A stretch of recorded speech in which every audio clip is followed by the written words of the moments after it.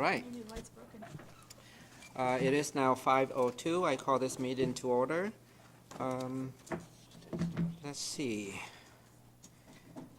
We have all council members here, so what I'm gonna do is I'll introduce myself and then I'll ask the rest of the council to introduce themselves instead of me introducing them. So, Huang Tran, Chair of the FedRAC Committee. Jack Dovey, committee member. Paul McDaniel, committee member. Susan Honda. Linda Kochmar, Council President. Jack Walsh, council member. Lydia Safa-Dawson, council member. Thank you all I for feel being weird here. sitting back here. All right, so, do we have any public comments? We have no public comments. No public comments. Okay, we are moving on to item number 3, committee business. The first one is approval of summary minutes for February 2024. I move adoption. Second. We have a motion and a second to adopt the summary minutes for February 2024. All in favor, please say aye. Aye. Aye, the matter passed 3-0. Thank you. And now we are moving on to item B. Under item B, there are 2 subsections, B1 and B2. Ms. Tanya Carter, welcome.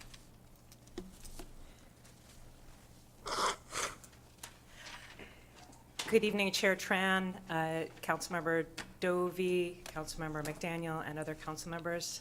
Your Economic Development Director, Tanya Carter. I'm here actually joined by 2 folks that are online this evening.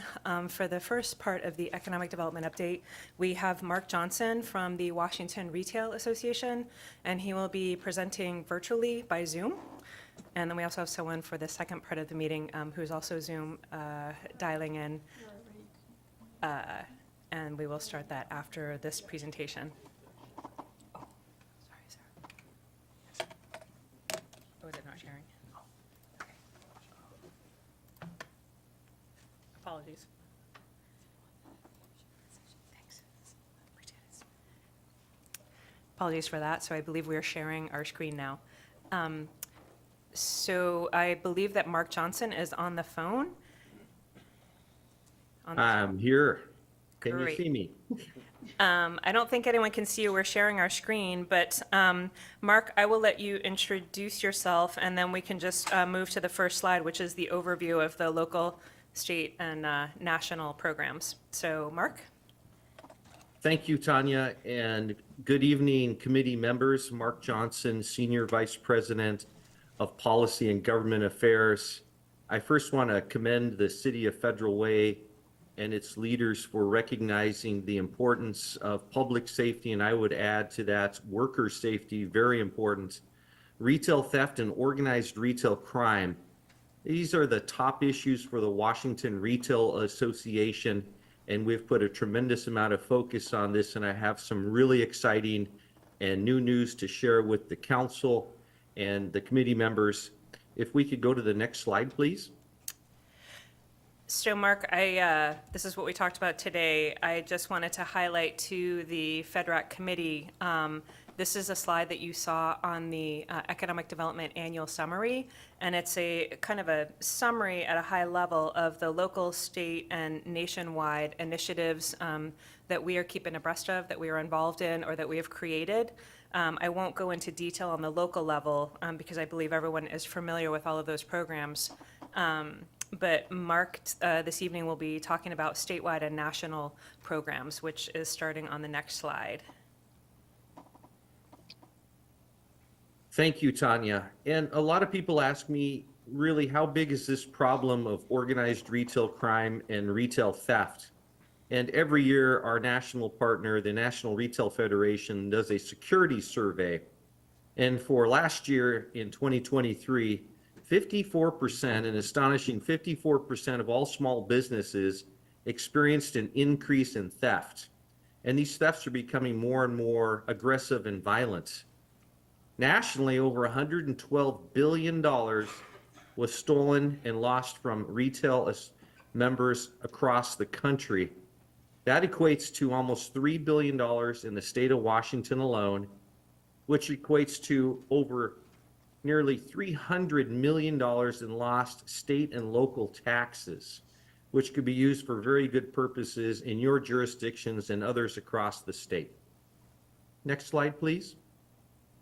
So why does this matter? Well, its costly resources are needed to protect both our employees and our customers. It really impacts employee mental and physical health when they witness or are involved in a retail theft in their store. Consumers and business owners are forced to absorb the cost with higher prices for products and also product shortages when they're stolen off of the shelves and they're not available for law-abiding purchases. A lot of people say, what is organized retail crime? And this is a little known fact that one of our main efforts is to educate individuals that organized retail crime is the financial lubricant that is used to fund every other criminal activity that you could imagine. Human trafficking, terrorism, drug trafficking, money laundering, transnational organized retail crime. We just caught an organized retail crime gang that was operating out of Colombia. They had 3 Colombian nationals in Bellevue. They were stealing from the Bellevue collection, $8,000 in stolen merchandise and clothing were in a stolen van, shipping it back to the Colombia to be repackaged and resold to fund their other criminal activities. Organized retail crime is the way that all other criminal activities are funded in our country and abroad internationally. It is easier, less repercussions, less likely to be apprehended, less likely to serve any real time to steal from a retail establishment than it is to steal money from a bank. So organized retail crime is plaguing our country, plaguing our state and our communities, and we really need to address this. Next slide, please. People say, well, what can we do to fix this, Mark? What law can we pass? What ordinance can we pass? And there is no one silver bullet. It's going to truly take a multi-pronged approach to address this situation. And this is prong number 1, educating our public and elected officials. I will go anywhere in the state of Washington and speak to the chambers of commerce, speak to the city councils or the committees, and present on why this is a problem and what we can do to address this. We need to make it harder to sell these stolen goods. I'm really happy that the federal Congress addressed this with one piece of legislation called the Integrity, Notification, and Fairness in Online Retail Marketplaces for Consumers Act, known by the acronym of INFORM. This went into effect in June of 2023, and already we're seeing the impacts, the positive impacts of this. What happens is that somebody will steal, let's say from a large, well-known home improvement store, several Makita power saws. These are not for personal use. These are for monetizing to commit their other criminal activities. They will show up, those stolen Makita power saws will show up online for a discounted price within hours of the theft occurring. We need to make it harder by tracing and following these online dummy marketplaces that are preying on the original platforms, all of these major platforms. It is so easy to set up a dummy account and sell stolen merchandise. If something is being sold in the original box, half price that you could buy it from that home improvement store, it is stolen, or it's counterfeit, or both.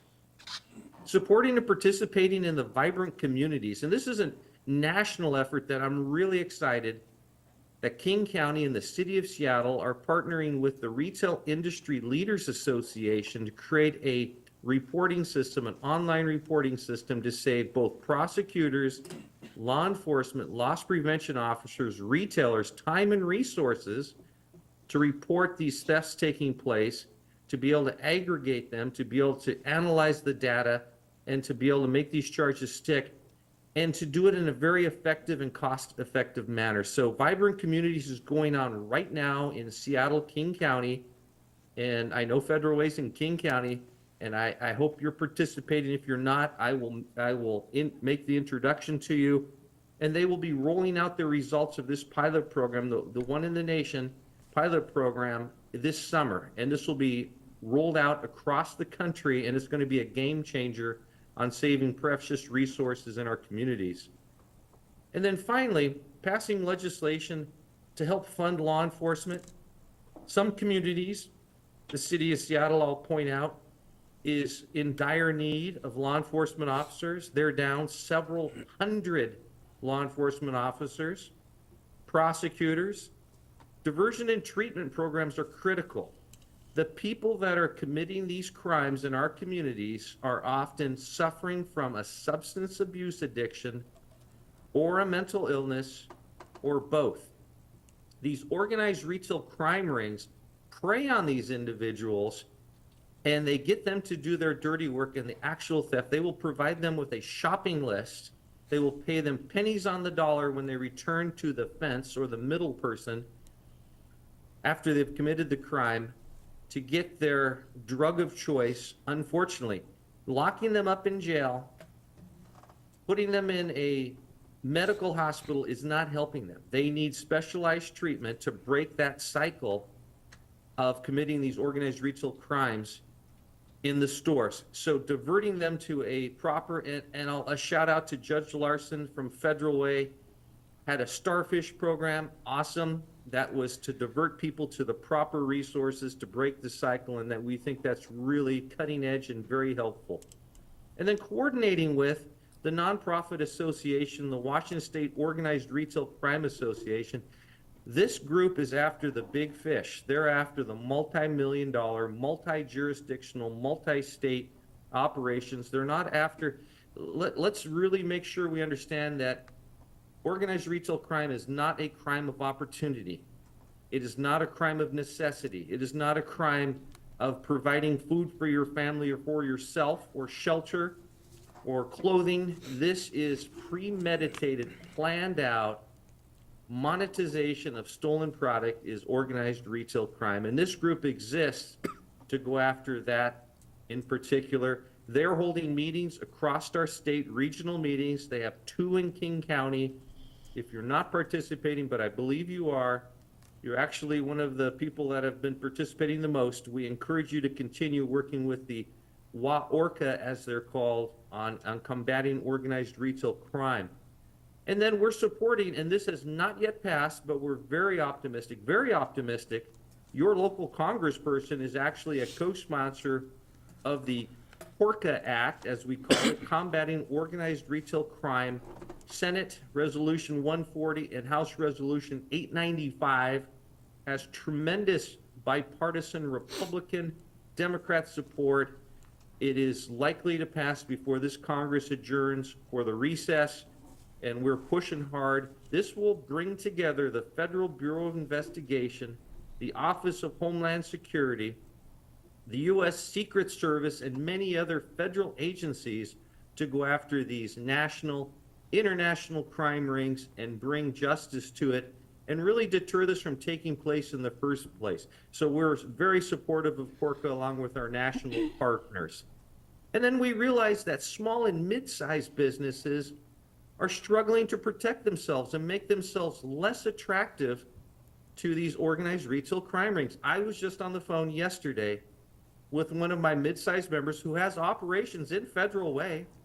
They're a pet store. I'm not going to name them on this webinar, but they're a pet store, and they were targeted by organized retail crime rings who hit them 5 times in a 2-hour period. 5 different stores, 5 different locations in 2 hours, and stole thousands of dollars of product. We recognize they need special attention. They're not like the big box retailers. We produced, Washington Retail, along with the help of the big box retailers, produced the Guide to Navigating Public Safety and Retail Crime. This is a free resource to all businesses, regardless if you're a member of Washington Retail, in either a hard copy or a digital download. You go to washingtonretail.org and you can pull up any of this information. It helps train your employees It helps train you as a retail store owner or another business to protect yourself and make you less attractive to retail crime. What is still needed is safe, trained, and authorized police vehicle pursuits. I am really excited. And if you asked me in January if this was going to pass, I would have said no. And I want to commend your mayor and your chief of police. Both drove down to Olympia to weigh in on the Police Pursuit Initiative 2113. And shockingly and happily, it passed. Overwhelmingly with bipartisan support, Republicans and Democrats reenacted police pursuit safely, only when it can be done safely, with proper authority, proper training. In limited instances, they can chase the bad guys once again in their vehicles. And we think this is a game changer. It goes into full effect June 6th of 2024 this year. And we think this will really send a message to criminals that if you commit the crime and you try to escape in your car, you're going to be pursued and you're going to be brought to justice. And we think you'll see a precipitous drop in retail theft following the full enactment of police pursuit. And then organized retail crime. This is kind of a mixed bag. We had some successes and we had some disappointments. The multiple accomplices legislation and the repeat offenders and concealment of goods did not pass this session. Disappointingly, they passed, this is interesting, they passed the Senate overwhelmingly. In one case, the bill passed 49-0, only to fall flat in the House because they do not believe that simply incarcerating individuals is the right path, which we agree. And incarcerating individuals that do not want to seek treatment, that is the best path for them. But if they're seeking a diversion to a program to get them off of the substance, wonderful. We'll be back with an omnibus bill next January to run these initiatives again. But this is critical to help give tools to prosecutors, law enforcement.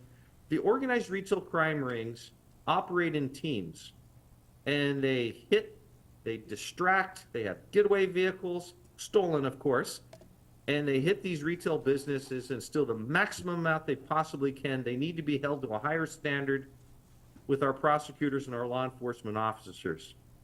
And then finally, we did have some good success, and I don't want to jinx this, but on hopefully Saturday is the last day for the governor to take action, but in the operating budget of the Washington State operating budget, there is $1 million for 3 organized retail crime pilot programs, 2 on the west side, 1 on the east side.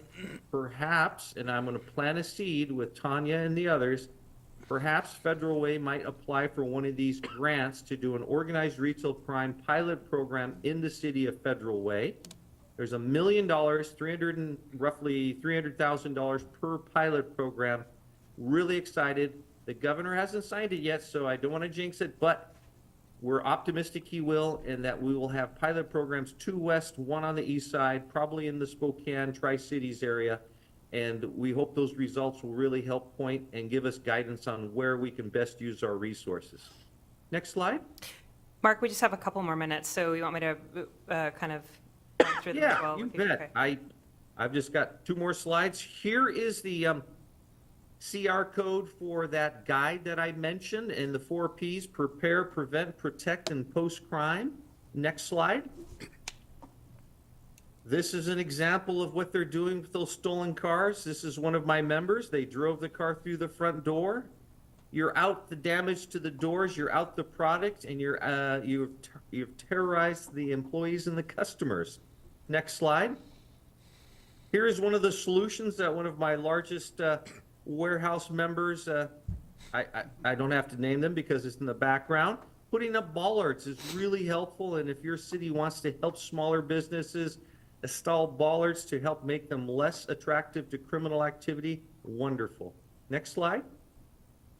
This is a very low-cost barrier. These are galvanized cages with rocks in them, a bench and a planter box, again, to help prevent crash or smash and grabs, as we call them. Next slide. And then Our members are deploying everything from artificial intelligence to locking display cases, automated license plate recognition, which I believe Federal Way is doing, locking, sharpening cartwheels, whatever it takes to deter the theft from occurring in the first place. Next slide. The two groups that I'm working with very closely, WAORCA and then the Washington State Attorney General's Organized Retail Crime Task Force, is fully staffing up right now. They have filed 2 cases so far. They're on the cusp of filing several more. Just in contact with them today. If you have an organized retail crime case that you're working in your city, let me know. Let them know, and we can make this a priority for that retail task force. These are for the big multi-jurisdictional cases. Those are all the slides I have. I just want to commend the City of Federal Way. Tanya, thank you so much for putting an emphasis on public safety, employee safety, retail theft, organized retail crime. I am happy to go anywhere in the state, up to Federal Way, to meet with anybody, your chambers of commerce, with your city council and any committees and citizens groups to help educate and turn the tide on retail theft and provide a more vibrant community for Federal Way. Thanks so much for this opportunity, Tanya. I really appreciate it. And thank you, committee members, for your attention tonight. Thank you, Mark. We do have a couple of questions for you. Councilmember McDaniel and then Councilmember Honda. Thank you. Hey, thanks for coming out and speaking to us today, Mark. My questions are to you, since you have more contact with people in these industries, is one thing I've seen a lot of the blue lights. What is the feedback you've gotten from your clients on blue lights? Are they actually working, or are they only working for certain things, or what is the current understanding of how the blue lights are working? We are really optimistic and have seen very positive results from the blue lights. I'll give you a real live example. Here in Olympia, my local U-Haul center was plagued with theft, catalytic converter theft. This afternoon, I'm really happy to report House Bill 2153, catalytic converter theft prevention, was signed into law by the governor, went to the bill signing. They were losing catalytic converters off of their rental trucks right and left. So they installed one of these in their back lots, which was not fenced in. And they installed one of these, and the theft occurrences dropped precipitously. So these do work, and they really help provide law enforcement and prosecutors with concrete evidence, and they provide a deterrence for the thefts. When they see those blue lights flashing, they're less likely to commit it because they know they're more likely to be pursued and apprehended. So yes, I think the blue lights are very helpful. I would just add the license plate technology recognition program is just a game changer. The city of Tukwila and others are really deploying this, and it is really helping to track the vehicles that are being used to commit these crimes. So thank you for that excellent question. Okay, and the second follow-up on that one is security at some of these larger organizations like the Targets and Safer. I do know the city of Federays has some of these departments where they're changing their staff or the security to be more hands-on. Are you starting to see that some of that happening in the larger retailers where they're starting to allow the security to potentially stop some of this criminal activity and call the police to actually support and prosecute? Absolutely. Excellent question. Let me give the main caveats that is imperative. The safety of our employees, the safety of our customers is paramount. There is nothing in that retail establishment is worth that individual being harmed or worse yet, killed in an incident. There's nothing in that store that is worth that at all. However, and you're exactly right, if you can, and you are a trained professional, either by that retail establishment or a hired security firm, and you can intervene and stop that from occurring in the first place, by all means. And more retailers are turning to that, more and more retailers, and it's very expensive, and a last resort are hiring off-duty police officers, security firms, like the Veterans Security Operations.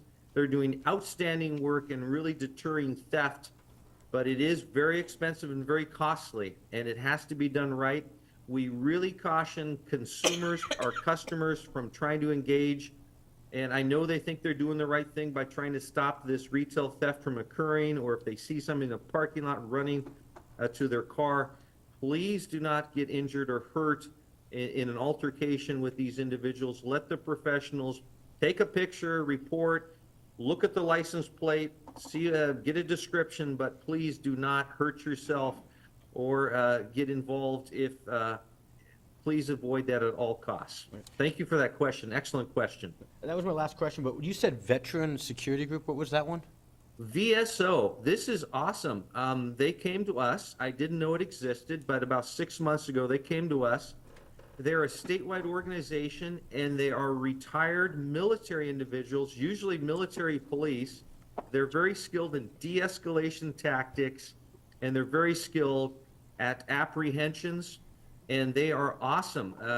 I know this isn't a commercial program, but Veterans Security Operations, VSO, Google them. They are amazing. They do amazing work. They're very professional. I highly recommend them to my retail members often, because they call me and they say, well, I need some security assistance. What can I do? And I go, give these guys a call. You will see a massive drop in your retail theft overnight. It's not free, but it is really a good deterrent to any retail theft and providing a more safe and inviting environment to your shopping experience. So yes, VSO. All right, thank you very much. Thank you. Thank you, Mark, for being here. I have two questions. On the blue lights that Councilmember McDaniel mentioned, are they more successful if they're monitored in real time? Because ours are not monitored in real time. Yes, they are definitely more effective monitored in real time, but that is almost a cost prohibitive expense for either a jurisdiction or a retail establishment. As we know, cost of individuals and staff time is prohibitive. The second best thing, of course, and what most people do, is they review the data and the material collected by those blue lights at a later time, and if an event occurs. But yes, definitely, if there is the wherewithal in the means, monitoring in real time is obviously and encourage the best course of action with those blue lights.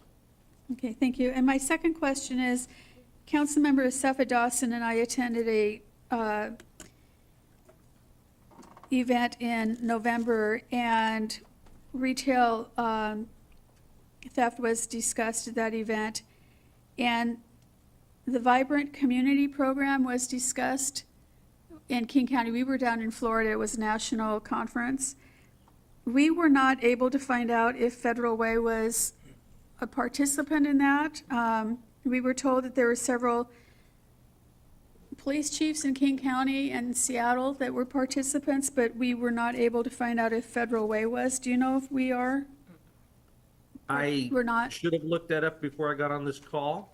I think you are, and if you're not, I will make it happen tomorrow. Let me know if Chief Wang is participating or not. They want the participation of every police chief in King County in this task force, in this Vibrant Communities effort, and they would more than welcome, encouraged, reach out, and they will make you part of this collective effort, which I think is really going to be a game changer in saving resources, producing more unified results. What the problem is retailers and jurisdictions are all very siloed in how they collect information, how they allow individuals, retailers, individuals to report the criminal activities. It slows down the process for the prosecutors, both in your jurisdiction and countywide. If you can make that more standardized, where it is easier and faster to prosecute, you're going to save resources, you're going to follow the bad guys better, and you're going to have better deterrence in the long run. So if you're not part of Vibrant Communities, please let me know, and I will make sure that happens tomorrow. I will call the Retail Industry Leaders Association personally and speak to their vice president, who's in charge of this program, and they will have you at the table, guaranteed. Thank you for that question. That's a great program. Thank you very much. I'll follow up you. with that, Okay, Councilmember thank you. Honda. Yep.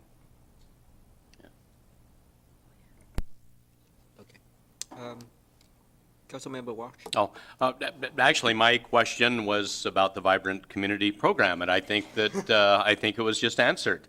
I would like to comment, though, that, just briefly, that even businesses, small businesses that are not directly impacted by organized retail crime, you know, with my business, an ice cream shop, I mean, we don't need to worry about organized retail crime, people stealing our product and putting it on the market. It doesn't work. However, the fact that the crime is taking place in neighboring businesses prevents people, discourages people from going out and going to businesses of all types. And so it's not just those businesses that have that are directly impacted, but every retail business at least has an indirect impact by this. And thank you, Mark, for being here. We appreciate it. Councilmember Walsh, you're exactly right. And that gets to why the Retail Industry Leaders Association chose the term vibrant communities. Because if the retail establishment next to your ice cream shop is being plagued by retail theft, it is not a vibrant, welcoming community. And it needs to be for all businesses to thrive, from the ice cream shop to the restaurant owner to the retail establishment, all of those to the workout, to the athletic area. All of those need to be vibrant and healthy. And if you have retail theft, organized retail crime rings operating in your communities, that is really lacking in a challenge to provide that warm, comforting feeling where you feel safe shopping, where you enjoy it and the experience, and you want to linger and have that scoop of ice cream at your shop. Very much absolutely agree with that perspective. And I just want to commend the City of Federal Way for recognizing this. You have many leaders that are really pushing the needle on that. Your mayor coming down to Olympia and your chief of police to testify on the pursuit legislation. That was fantastic. And the support's been great. And really, Tanya, I really appreciate you and your group looking at this issue. And I stand ready to help in any way I can. Lydia, go ahead. Thank you. And thank you for asking about the vibrant communities, because that was also a question I had. And thank you for helping us find out about it. It's always sad to see businesses close down or be boarded up and leave a community because of theft and crime. So, you know, trying to make Federal Way a welcoming and vibrant city that also supports small businesses particularly is really important. So I'm glad that this is being discussed, and I'm glad that you are doing the work. One question I have is, you talked about grants for small businesses. So are those grants competitive grants, and is there some kind of a technical support or help for businesses that do want to apply to get those grants, or is it going to go through the city? And either one of you can answer that for me, either Mark or Tanya. I think, Mark, she's referring to the grant slide that you had, which I believe was just Small, for a specific mid-sized program. retails? Yeah, right The there. Small Business Theft Protection Grants. I believe Yeah. that was just a specific program, Mark, if I'm not mistaken. Absolutely. Thank you for that excellent question. We recognize that a smaller retailer, a smaller business may not have the financial resources to install a bollard or a barrier, install a camera, a video detective camera, fencing, if need be, a bars on their back windows or something to prevent theft from taking place. We have been encouraging in local jurisdictions, including Federal Way, if this is something that you'd like to focus on. But we've got a grant program passed in Pierce County, just to the south of you. The city of Tacoma have been in discussions with their city council. They're looking at a grant program, and legislation was introduced but not fully funded at the state level for a competitive program. These would be based on the size of business. In the state of Washington, it's 50 or fewer employees is considered a small business. So a Costco or a Target wouldn't be applying for these grant programs, but a smaller retailer in your community could apply for those. We will be putting together a comprehensive package for the next legislative session. It's a budget year. and we'll be asking for multi-million dollars for this program and others to help those small businesses. But if the city has maybe some ARPA funds or anything else that could be used, preventing the crime from taking place, making that business less attractive in the first place is really important.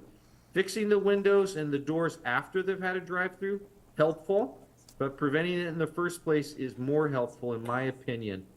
Down in my beautiful city of Olympia, we had 2 stolen cars driven through 3 separate retail establishments. One was a gun shop and a cannabis shop. As you can imagine, those are high theft areas. They just drove the cars through the front of them. And the third business had 2 bollards out front and bars on the window, and the thieves couldn't get in. So they deterred them from actually taking place. They saved all their product, saved the front of their store. But these things work, and I really encourage the city of Federal Way to take a serious look at helping the small businesses by providing some prevention materials for their businesses. I am happy to meet with anybody to talk about how that can look. There is a group in the state of Washington called the Crime Prevention Association, run by the city of Seattle, but it's a statewide association. And this group helps with SEPTED and other ways to, through environmental design, make retail and other businesses less attractive to criminal activity. So really encourage taking a look at that, because I think it's a game changer and really helpful to our small and mid-sized businesses. Thanks for that question. Thank you. Council President. Thank you. Hi, Mark. It's Linda Kochmar. I'm wondering, Nice to see you, you too. Council President Thank- Kochmar. Thank you. You mentioned shutting down sales online, such as eBay, Etsy, whatever. How can do we do that through legislation? How can we affect that? Absolutely, council member. That's an excellent question. And so Amazon is one of the chief places.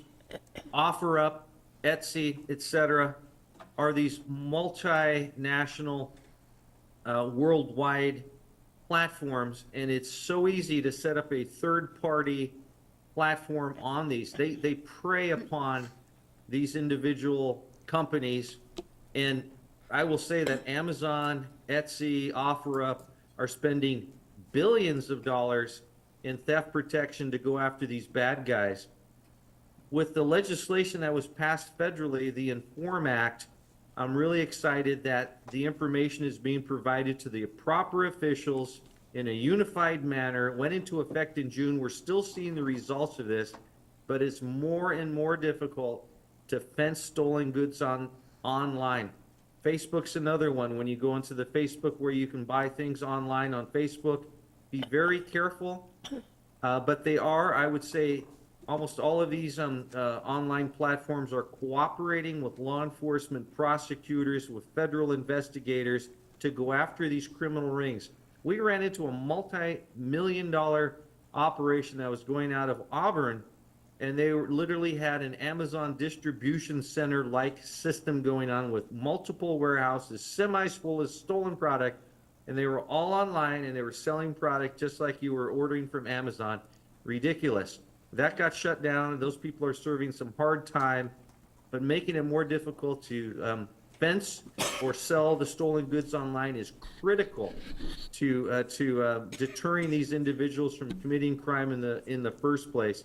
And we're seeing the results of that through the INFORM Act, and I'm really excited because, as we know, the internet isn't confined to Federal Way. It's not confined to Washington. It is a multinational, international, and you can fence goods all over the world, and that's what they're doing. So this is a good step in the right direction, but more is needed, and we will continue to push that at a federal level with the CORCA Act, Combating Organized Retail Crime Act, and hopefully Congress will pass that. Your congressperson is a co-sponsor of that. Thank you to her for doing that, and we really appreciate that. Thanks for the question, council member. Yeah, thanks, Mark. That's all, Chair. Yep. Great. Thank you, Mark, again for your presentation today. Really appreciate it. Good information. Thank you so much, Chair, and I really commend again the City of Federal Way for your attention to this. You guys are terrific, and I am so excited. I point to you as an example of what should be done by more jurisdictions. Please keep up the excellent work. Tanya, please keep in touch with me. I'm happy to help out in any way I can and in this fight to provide a more vibrant communities for us across the state. So thank you all. Have a great evening. Thanks, Mark, appreciate it. Thank you. Thank you. I'll call you tomorrow. Okay, thank you. Tanya, you have our next one. We do. And a question for Twitch, do we have Ariana on the line? I am here, yeah. Great. Are we sharing? I don't know if we're sharing. Should I share or will somebody else be You know what, sharing? if you, Twitch, can she share? Then she can flip the slides herself. That might work actually better. Okay, yep, you can share. Okay, give me just a second, I'll pull it up. And can you guys see me? Should I turn my camera on or can nobody see me? I think it's fine when you're presenting to not have your camera on, but then for questions, maybe put on your camera. Okay, sure, that sounds good. So this is council approved funding from ARPA for a grant writing person or consultancy. So we landed on a consultancy named CPIN, CPIN, and we have been working with Ariana for the last almost 4 months. And she is here tonight to present two things. Number one, about CPIN and what they do, but then number two, about the pilot program that we are running for the City of Federal Way. And it's a pilot program that we hope that council will be interested in and hopefully consider funding a more permanent position for having grant finding for the city. And the way that we're structuring the pilot program is such that it's a very specific structure that Ariana will go through, that it's transparent, it's measurable, and it's trackable. So I will hand it over to her, and she can explain further. Awesome, thank you so much for the introduction, Tanya. Is my presentation visible now? Yes. Okay, awesome. Hi, everyone. It's nice to meet you. I am Ariana Garfolo, and I'm here on behalf of Collaborative Partners Initiative, CPIN, as Tanya just introduced. So I'm going to go through a presentation today about our grant writing pilot program. I will be here at these FedRAC meetings every month. Typically, the presentations will be shorter, just a couple of minutes to give an update about the progress that we've made. Today's presentation will be a little bit longer so that I can lay a good groundwork and give you guys some good information about what we are doing. And there will be some opportunities to ask questions. I'll do a pause actually about in the middle of the presentation in case anyone wants to ask some questions then, and then we can also have questions at the end. So I'll get started by explaining a bit about who we are. As I mentioned, my name is Ariana Garfolo, and I'm the Senior Grant and RFP Writer here at CPIN. So my company is a women-led and veteran-owned small business working with clients throughout Washington, especially in the South Sound region. And since 2020, we've secured over $60 million in funding for our clients, who include many nonprofits as well as other government entities such as yourself, and also the District and Municipal Judges Association of Washington. Sorry, I'm trying to change slides here, but it's not quite letting me. Give me 1 second to figure that out. There we go. Okay, so I'll tell you a bit about why we are here. So the City of Federal Way has not had a formal grant finding program in the past. Grants can be an effective part of the city's finance strategy, but it's can become inefficient if every department is searching for their own grant and has their own process. part of this reason is because as you're searching for grants, it's likely that you're going to be finding some that are applicable for multiple different departments. And so if each department is doing their own work, there's more than likely duplication of work happening. So my company, CPEN, was hired by the Economic Development Department with ARPA funding, as Tanya mentioned. And our task here is to structure a citywide grant pilot program that could lead to a more permanent funding program.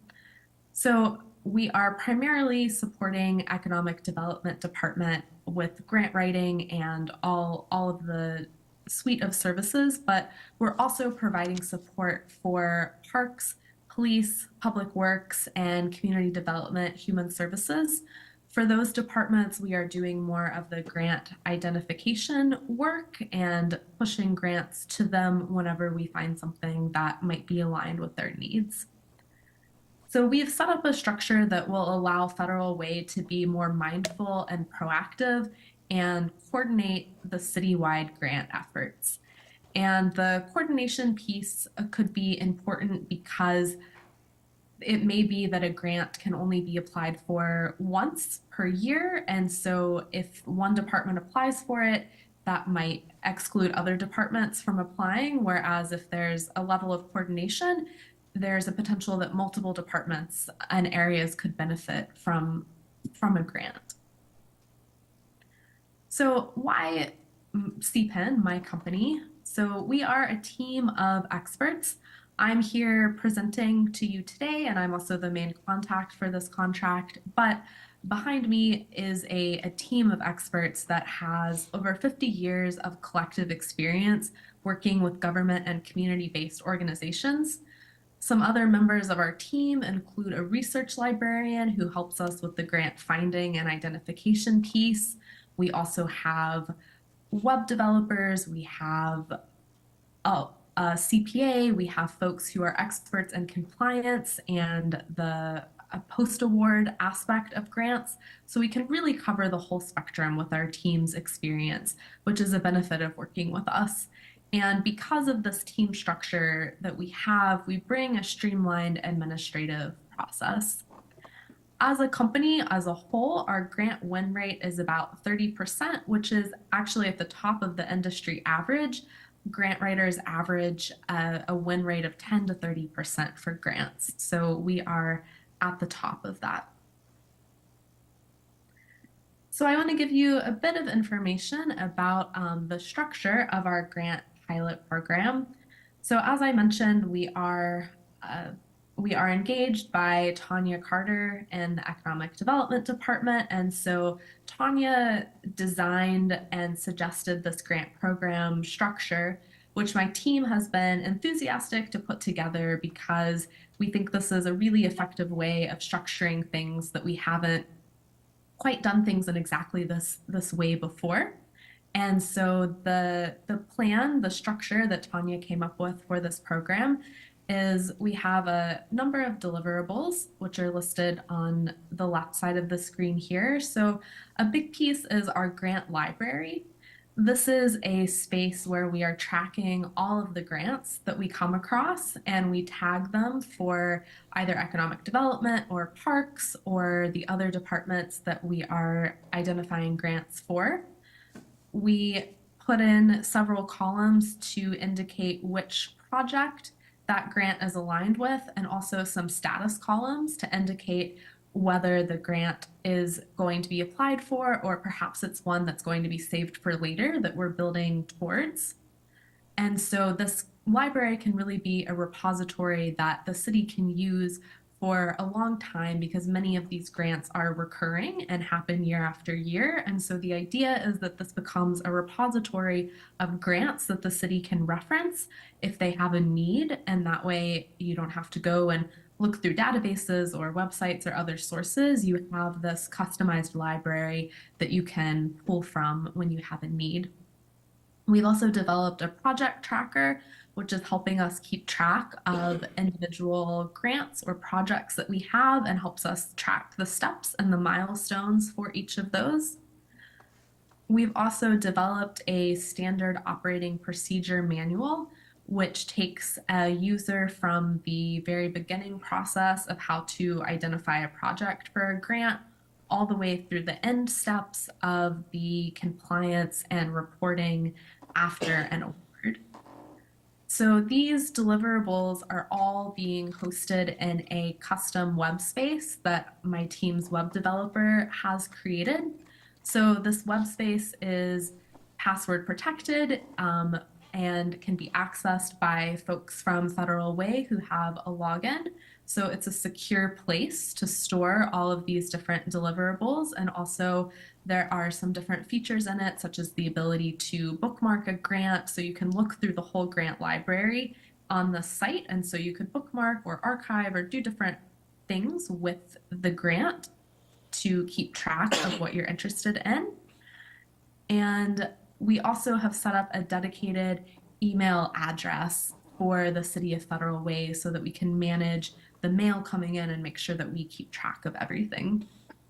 In terms of the structure of how we're working together, Tanya and I have a weekly standing meeting where we meet to go over action items to make sure that we're making progress on any grants that we're applying for or just moving through the other process-oriented steps related to this.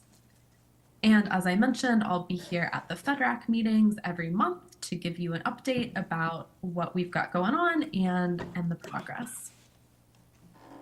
So a key process component that I want to highlight here is that we are finding funding for what is strategically necessary for the city by working from the finance department's budget wish list.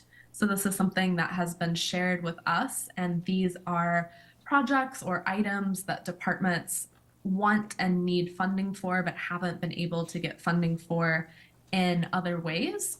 And so our task is to come up with grants that match with these different projects. So this is when we're putting together the grant library, it speaks to these projects from the budget wish list. And so that's how we are finding the grants, how we're aligning the grants with the projects. At this point, I could take a quick break for questions if anybody wants to ask anything now, or I can certainly keep going and we can do questions at the end. Does anybody have anything now that they would like to ask about? Sure we do. Okay, Paul, go ahead. Two quick questions. Excuse me. Can you give us an average time on the grants? I know this is a new process for us, but I'm curious to know what the average or ballpark time frame so we don't have over expectations on how fast this is. And then the second question, I'll give them both, is the time frame on the Workspace Hub, when that will be up with the libraries and we can start, people start using it. Sure. I actually have a slide regarding the timelines, so I might save that question for when we get to that slide. I think it's maybe 2 slides from now, so That if you works. don't mind, Yeah, we'll I'm good get with that slide shortly. In terms of the WebSpace Hub, it's actually ready now. When Tanya and I have our standing meeting this Friday, I'm going to do a walkthrough with her of that, and all of the items are in there, the library, the project tracker, the manual, those are all uploaded. So yeah, Tanya and I will discuss this Friday who needs to have access and just setting up those access points and getting logins for folks. So yeah, it is live now. We're just in the process of going through it and getting everybody set up. All right, thank you. You're welcome. Thank you for your question. Hi, I'm Susan Honda, and I have 3 questions. One, you mentioned you work with nonprofits, the Judges Association of Washington. What other cities do you work with? Sure. So the City of Federal Way is the city that we're working with currently. I can give you a list of some other clients that we've worked with.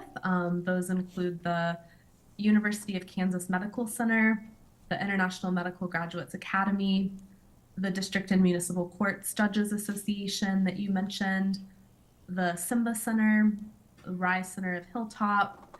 We are also working with the City of Tacoma on their capacity building initiative and a small business called Lingo Unlocked. That's a sampling of our clients that we have currently in our portfolio. Okay, thank you. Also, you mentioned that you're working with Parks, Public Works, Police, and Community Development. Are you working with IT to get them some grants? We have talked to IT, but it's not on the bucket list right now.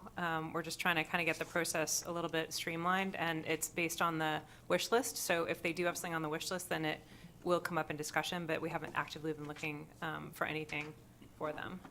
Okay, and my last question is, do you actually write the grants, or does someone here at the city in one of these departments have to write the grant? It's collaborative. So there's a lot, we just did one right now, a couple days ago, and so there was, I think, there was like, what, 7 questions, Ariana? And so ECDev answered 4.5 of them, and then they answered the rest. So it's kind of collaborative depending on how the grant questions are asked.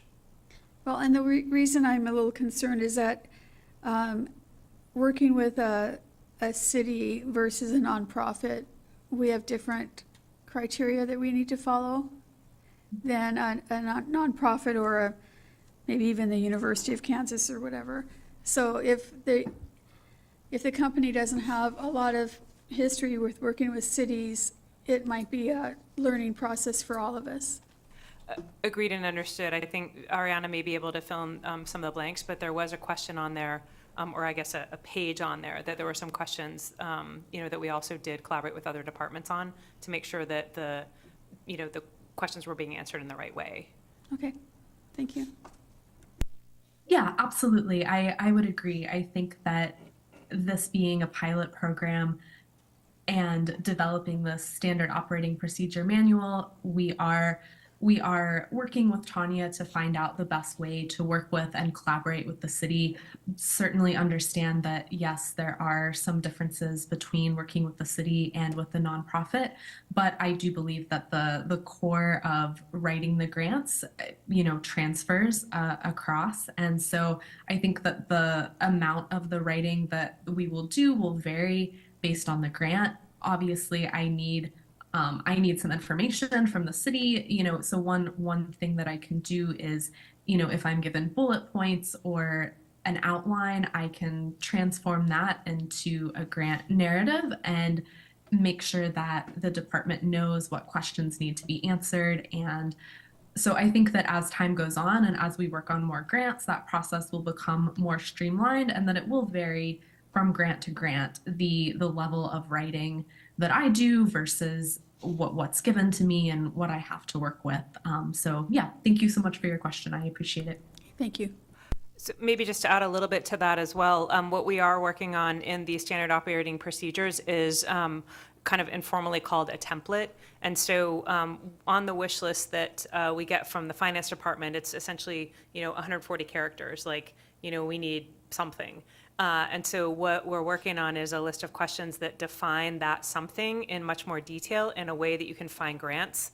And I don't know, Ariana, if you want to explain a little bit on this, or we can jump back to it later. But unfortunately, the way that grants are set up, it's not like many times you're not just going to find a 10 million grant kind of sitting there for exactly the thing that you want to do. You have to break down the project into what kind of a demographic is it? What kind of a, average income is it? What kind of a area is it? Is it like a, a blighted area, or is it an up and coming area? Is it a rural area? Is it an urban area? So there are so many little details on projects that you have to break down, because then what essentially you do is you shoester together the money from, maybe there's, $1 million for a rural program, maybe there's, 500,000 for this demographic. And that's actually, we have a flow chart here that you can also see that kind of shows all the different steps. And part of that is putting together this template, to your point, so that we can be more articulate and get them the information more quickly.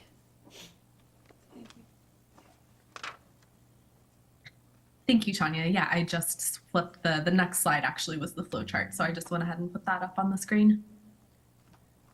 So this is part of the SOP manual, just FYI. Should I go ahead and explain this? Are there more questions that we want to? I think high level. I don't think you need to explain all 27 points, but just kind of high level. Sure. Yeah. So this is, as Tanya mentioned, part of the SOP manual. So we've broken this down into the 6 areas of the grant process. So there's the project identification, which is the point in which the city is letting us know what is needed and fleshing out that project a bit. Then there's selecting the grant, initiating the grant, writing the grant, submitting it, and then the grant award process. One of the things that I wanted to highlight with this is that one of the most complicated parts of the process really is finding the grant and finding something that aligns well with the city's needs and timeline and budget and all of those things. And to piggyback a bit on what Tanya was saying, defining the project is really important because there may not necessarily be, say that there's a new turf field that's needed. It's unlikely that there's a grant that's simply called a turf field grant. So we might need to look and see, okay, where this field that needs to be redone is located in an underserved area. It's going to be serving minorities.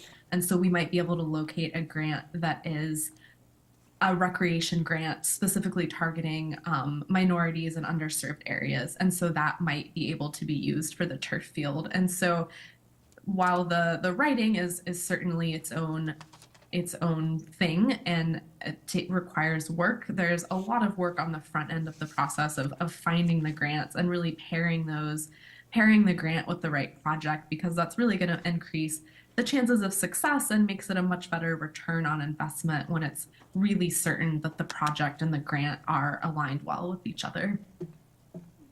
I think maybe to add a percentage on that, I would say 60 to 70% is finding the grant, so defining it and finding it.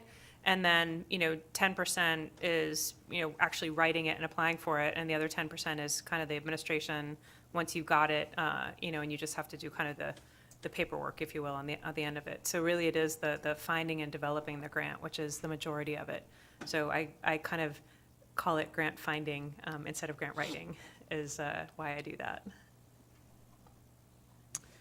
I do have two questions.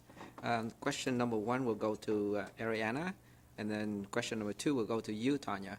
So the question number one is, so for example, if council members, went to conferences or meetings, and we noticed that there's some potential grant out there, and we want to take that information back to the city, do we then share that information with Tanya and then have Tanya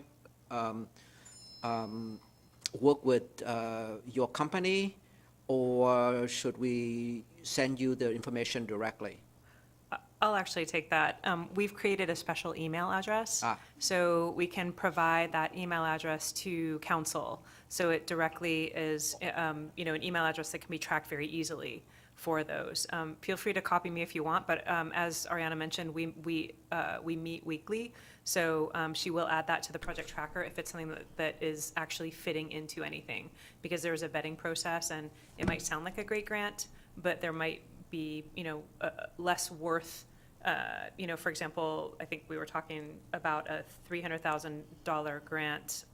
We have to find that sweet spot. I think EJ for Public Works says like anything under $50,000 is not worth it. And there is kind of that threshold that we're trying to also work through because the cost benefit might not be there. So it sounds really great on paper, but to actually administer it, you might need a full-time staff to administer it, which then it negates the value of the grant. So there is kind of a lot of stuff that will happen, but absolutely, we will share that email with you and would love to get any ideas.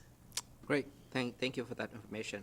So the next question is, so by using this company, do you feel the need for the grant writer, or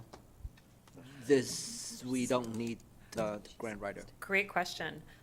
So this pilot program, the reason why economic development set it up in this way was to basically take a year to measurably, quantitatively demonstrate to council the potential value of making a policy decision that the city should have this kind of a grant program. And if the city should decide that, the suggestion for consideration from economic development would be to consider using a consultancy for the reasons that Ariana stated, because if you pay that amount, and it was $95,000 for for this year, let's just round it up to 100,000, right? So if we paid $100,000 a year, the services that we get wouldn't just be the expertise of one person, it would be the expertise of the consultancy. And essentially, everything that you're seeing now and for the rest of the year at these monthly meetings will be kind of the quantitative results of their efforts. So if council should decide that that position or that program would be worth it, then, you know, it would mean continuing, like, economic development, we will plan to put it in our budget ask, and we would be grateful if council thinks it's a good idea that we would continue it. All right, thank you. Councilmember Honda? Thank you. So the chair brings up a good question. So I often see grant emails from the state, from the Commerce Department, or from AWC or NLC, and I often send those to Brian. And I don't think any of them have ever been actually applied for. So would I send those then to you? Because some of them that I've read through look pretty promising, and as to why we don't apply for them, I don't know. I'm sure there's good reasons, but would I send those to you? So as mentioned before, the email that we created a special email for CPIN. So I will distribute that email address to all of council. Please send it to that address. And then as mentioned, Ariana and I, we have a weekly meeting. So we discuss the grants, and what Ariana does before we have the meeting, if there is a grant that got sent during that week, she reviews the grant. And unfortunately, the devil is always in the details. And so there's a grant, for example, for $147,000 right now that we're working on. And as we dig into it and try to develop the program around what the grant allows, it's become very cumbersome to the point where, you know, we've had to kind of make some considerations for how and if we want to use it, because a lot of that grant, well, actually all of that grant is for planning. And to create a program that you need planning in an amount of $150,000 that is very limited what you can use it for, kind of sounds like a great amount of money, but but we will vet it. You know, when it's sent, or Ariana will vet it, and then we'll discuss it, you know, and it will be available on the project tracker or on these monthly meetings to share an update on, you know, if it was eligible, or if we were eligible, if we were not eligible, and if we applied for it or didn't apply for it. So that is something that we can track. So then she will have access to getting into the NLC site and AWC site to look at the grants? If she needs access, we can certainly get that for her, yeah. All right, thank you. I just have one quick question for clarification. The grant writer that we approved, that is this company, correct? Correct. Just want Yes. to make sure. Thank you. Yes. Okay, I don't see any more questions over here. Okay. Ariane, I think we can continue to the next slide. Okay, great. Thank you all for your questions. So actually, this next slide speaks to the timeline that was asked about a bit ago. So the time from the grant application to award disbursement varies greatly. It can maybe be related to a couple different things. It could be related to the level of government, whether it's federal or state. It could also be related to budget encumbrances, the ways in which funding may be spent, a lot of different things. And so I have some generalized numbers here and then also some real life examples. So in my experience, I've often seen that the federal grants take longer. A few real life examples here. So there was a grant for the Department of Justice that I submitted last year on February 12th for a client. That client was then notified on October 1st. So that was on the shorter end of the time frame, about 9 months. We were speaking with the Public Works Department, and they told us about some grants they've been awarded that they can't actually receive the money for until 2027. So that would, exceed even this timeline of the 9 to 18 months that I've put here. I've often seen that state grants may take a bit of a shorter time, perhaps 1 to 4 months, but again, this can vary and it's really not possible to completely generalize it. A few real life examples here. There was a Department of Commerce grant that I submitted last year on September 11th for a client, and the funds began to be dispersed on November 1st. So that was quite a fast turnaround. And another grant from Public Works that we heard about, they said that they've heard within as little as a week or two of submitting, and then they had only 6 months or less to spend the funding. So again, I wish that this was something that we could generalize more, but it does vary greatly based on a large number of factors. And this is another important piece in determining whether a grant is a good idea to pursue, because sometimes there may be cases in which money is needed by a certain time. And so as my company is doing the first part of the process of identifying the grants and vetting them and deciding what is worth pursuing in collaboration with Tanya, this is something that we'll be looking at, because often you can find this information within the grant guidelines and information that's released. They'll give some sort of idea of the timeline and perhaps talk about the funding source, like where the money is coming from, which can also help with understanding the timeline. So yeah, unfortunately, it is very variable, and so that's a part of the interesting thing about grants, is that there's a lot of variance depending on each particular grant. I think maybe something to add to that as well is, staff time. So if there are concurrent projects that are running and there's a grant, that we could apply for, there's also the consideration of staff time, if the project at that time could be executed, because it is very variable. And so, then it is kind of, a good example is the funding that we received, the earmark from the feds. That was essentially a year late in receiving that funding. And so, you can't really turn it down when you get it, but it makes it kind of harder when you get it a year later because, of the planning cycle. So it isn't, I think maybe Director Groom had mentioned this at some point, that, grant funding is a really good source to tap into, but it's also not something that you can literally plan your day around. But, once the repeated grants, we get more familiar with those.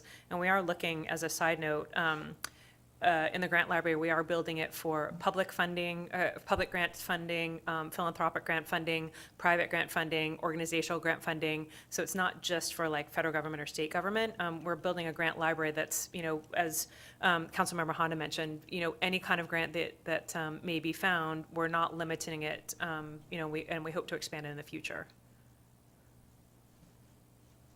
Great, thank you for adding that, Tanya. So I'll go to the next slide and talk about some of the results that we've seen. So we've been working with economic development since January, so just under 3 months now.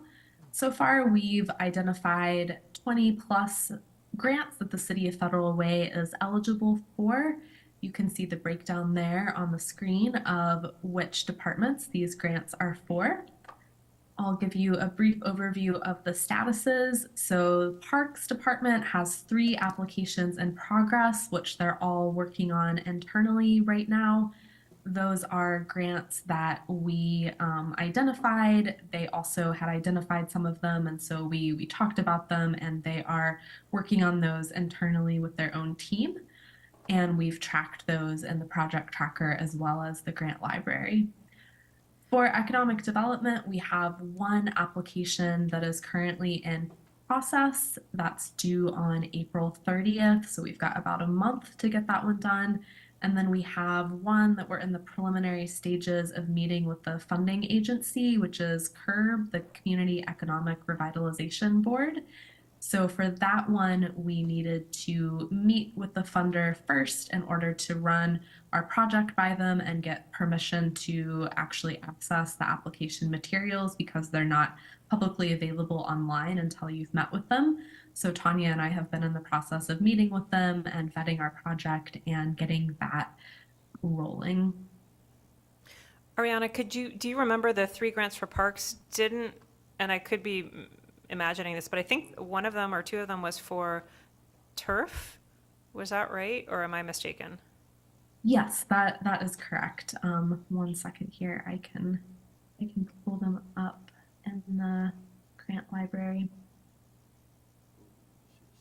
you know, you can refer to it later. We don't need to jump to it, but I just wanted to point that out because Yeah. that was a big topic of discussion is turf. So we were able in less than 12 weeks to find a couple grants that parks could look into for the turf fields.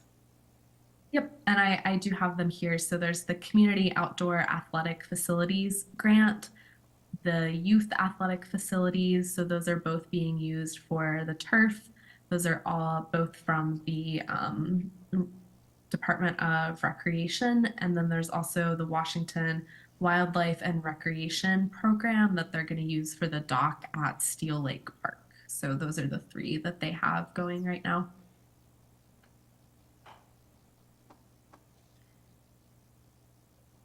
So we'll go now to talk about the Energy Efficiency and Conservation Block Grant, the EECBG program. So this is the one that Tanya and I have begun working on. So this one has an allocation of $147,860 that's allocated for the city of Federal Way. So this grant program is aiming to build a clean and equitable energy economy that prioritizes disadvantaged communities and promotes equity, inclusion, and workforce opportunities and deployment activities. So as Tanya mentioned, this is more of a planning grant. So it's going to cover things such as program design, curriculum development, stakeholder engagement, workforce needs assessment. And so part of the strategy of applying for this grant is that this is going to set the City of Federal Way up for applying for future grants. So having this planning piece done, having the feasibility study, having all of these pieces in place will set Federal Way up for being able to apply for other grants, such as the CURB organization that I referred to earlier.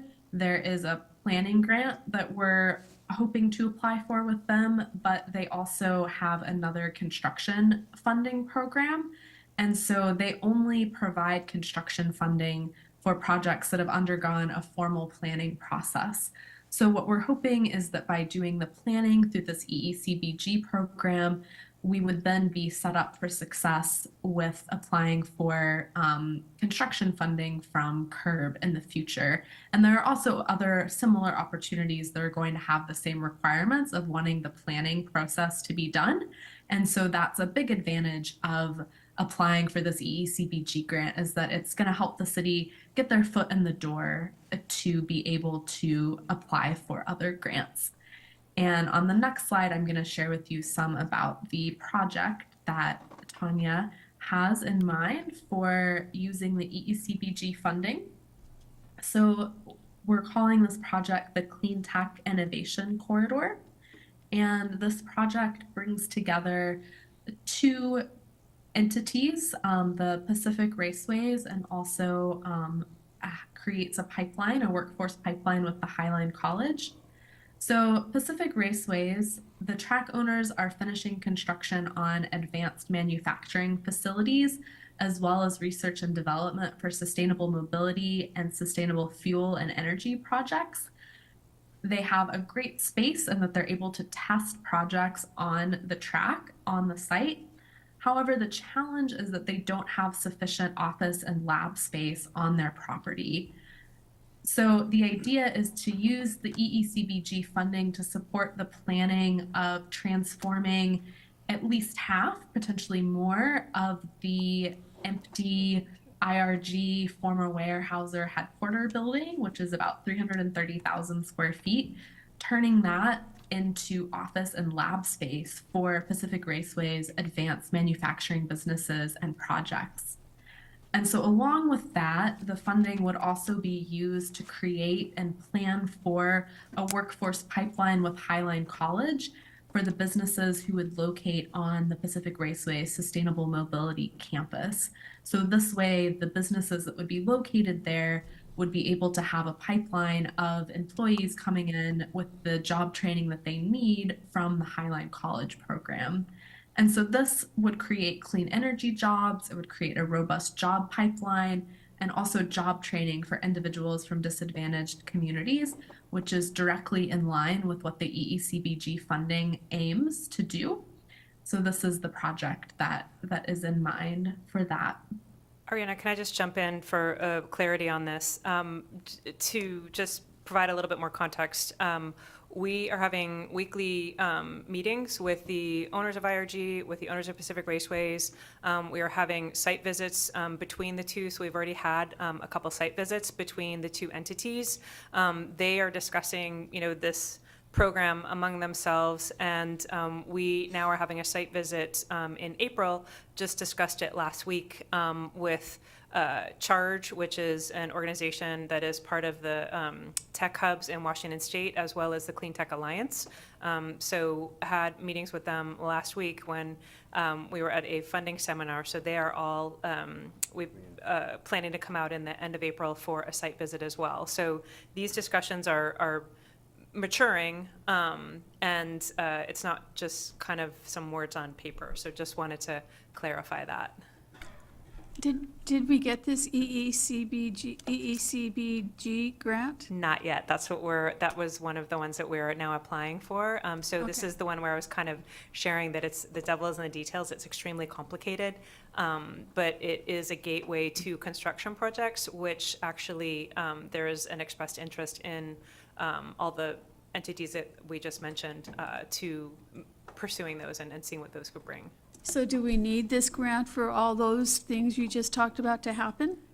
For further funding, yes. So we would need this grant, which would allow for the planning, basically putting together a planning program. And once we have that planning program that's funded, then we would be eligible to apply for the grants that Ariana mentioned. Without having those documents and having this planning in place, we would not be able to apply for any of the construction funding. Okay, thanks. Thank you, Tanya, for adding that.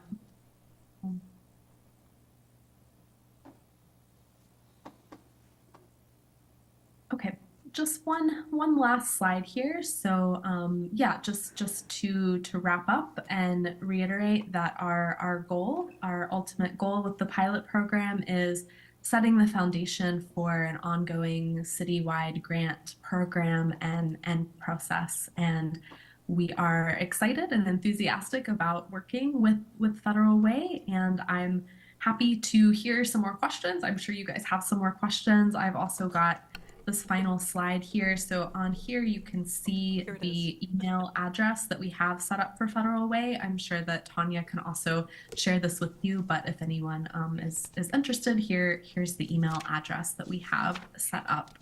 So yeah, let's go ahead and have some more questions. Thank you all so much for your time. Thank you. Councilmember Lydia? Thank you. And thank you for the presentation to both of you. One of my questions on this, one of your slides around deliverables. If you can go to that one, please. Yes.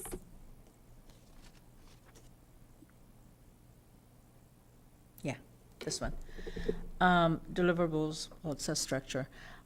It talks about all the steps you're going to take to secure grants, but I don't see how many grants you're expected to at least look into or apply for during that timeline. Or am I missing something? It's not something that we can foresee the future on. So what's happening is, Ariana, if you want to pull up the slide of all the grants that you've been able to identify. So essentially, we take the wish list from finance that all of the departments put their wishes on, and then CPIN takes those wishes and says, okay, what are the grants that we can find that match with those programs? And so now, based on the programs that we have on the wish list, which they got back in January, and we've updated once, so they probably are due for another update. They've been able to identify 20 grants that could potentially fund projects that have been identified on the budget wish list. So my question really is around expectation. So do we not expect, what if CPAN has a low moment, like this quarter, they only identified 10 versus 20. So do we not have at least a threshold of our expectation from them? 30%. So 30% win rate is what their average is. I'm not talking So- about application or win rate. I'm just saying, how many do we expect them to find, rather than just, if they sat 1 month and did nothing, is that okay? Because I don't see any level of expectation from us for them to perform. So it's, the grants, I understand your question. It's a little bit more complicated than that. So we do have metrics in place and we're meeting every week. And so they are identifying grants for all of those programs. And essentially, if there's, let's just take the turf fields. So the turf fields right now is one of the programs. They've identified 5 grants for the turf fields, but they haven't identified any grants that are eligible, meaning that they have looked and they've found, I don't know how many grants, for, and I can't think of another program, but for another program, they've found, grants that potentially could be eligible. They vetted them and they don't work. And so it's not something where you can say we have an expectation of 100 grants. I think the simplest way to answer your question is just our goal would be to have 1 grant identified for every project that is on that list. That would be kind of the minimum goal. But if in this year, there's not an actual grant that we can shoester together that would, or, series of grants that would fit, for example, for the turf fields, we can't manufacture a grant for that program. So they will search, and I'm keeping them on task by meeting them every week.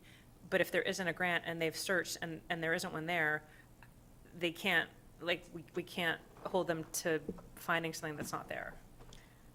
I get where you're going, but I don't know how to explain it better because there's Okay. not an exact metric you can say. Ariana, jump in if you have a better way to explain it.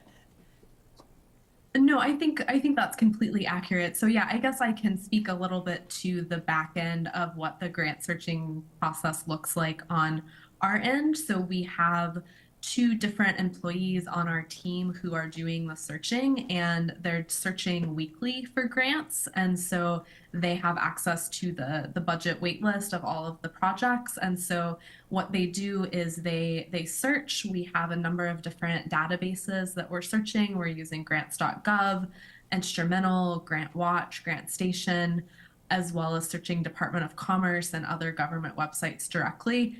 And so every week we have these employees that are searching for grants, and then they send me what they found, and then I do the higher level work of vetting them, making sure that they work, that they align, that the City of Federal Way is eligible, and then that's how they get added to the grant library. So I agree with Tanya. I totally understand your question, and I wish there was a numerical value we could place on it. But I think that's the best thing I can tell you is that we do have 2 team members who are doing a search every week for grants, and we're adding as much as we possibly can to the library to match up with the projects.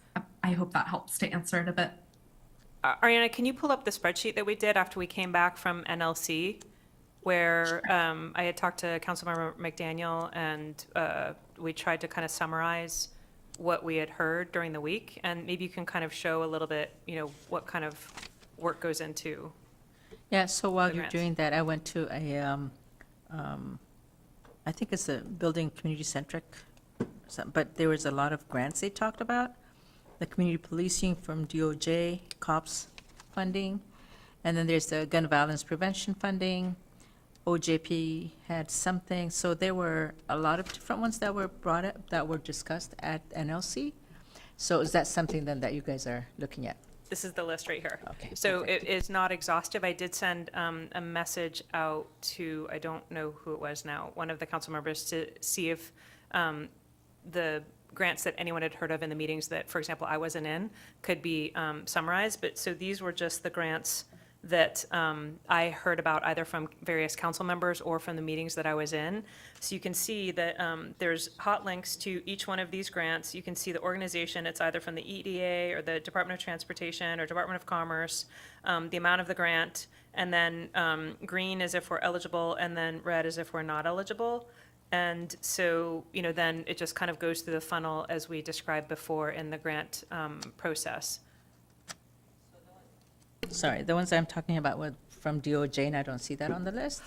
So, As mentioned, yeah, I asked for all of the grants that were talked about that I didn't Did you- hear about, and so this was only the ones that we got back. So if you have ones, I would suggest at this point, as we talked about with Councilmember Honda, just send it to the City of Federal Way at thecpen.com, and then they can add it to this list, because I didn't hear about I every did not single see one your of them. email, so I'm sorry if I missed something from you.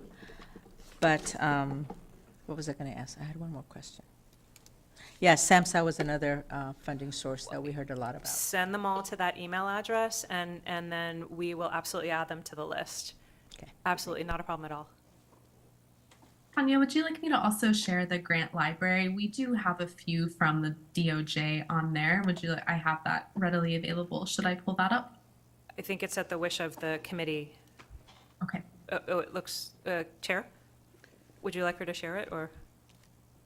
We can do it at the next meeting, because we have a meeting every month where they'll have a 5-minute update, and happy to share that at the next meeting if you want. Yeah, I think I would prefer that way. I know this meeting a little bit longer than expected. Yes. Simply because this is the first time that we heard from our consultant, and the first time that we heard from the Washington Retail Association. So I recognize that the meeting went a little bit longer, so maybe next time. Sure, not a I think problem. that would be better. Great. Thank you. Thank you. Sorry. No more questions for Ariana? Any other question? Sounds good. Nope. Thank you for your time. Appreciate that it did take longer, so I appreciate all of the questions and that you allowed us to present. It's really good information. That's why we asked a lot of questions. But yeah, thank you. Thank you very much. Thank you. Thank you all so much. I appreciate it. And yes, I apologize for taking more time. Thank you all for listening and for your questions. And I will look forward to being here in subsequent months and talking with you more. Great. Thank you. Okay, so those two items were for informational only. We don't have to take any action. Our next item is number C. This is a long title. Washington State Criminal Justice Training Commission Teacher, Administrator, Coach, Officer Interagency Agreement. Did I get it right? Can you say that again? No. Good evening, everybody. My name's Commander Brian Kling from the Police Department. We'll just make it real simple. It's we'll make it, it's a TAC officer at the Police Academy. We'll just kind of make it real kind of generic and make it much easier to talk about. So I'll give you kind of a little bit of background on that. So when here you'll see the Basic Law Enforcement Academy is what they call the acronym is BLEA. We'll just refer to the Police Academy as make it just real simplistic.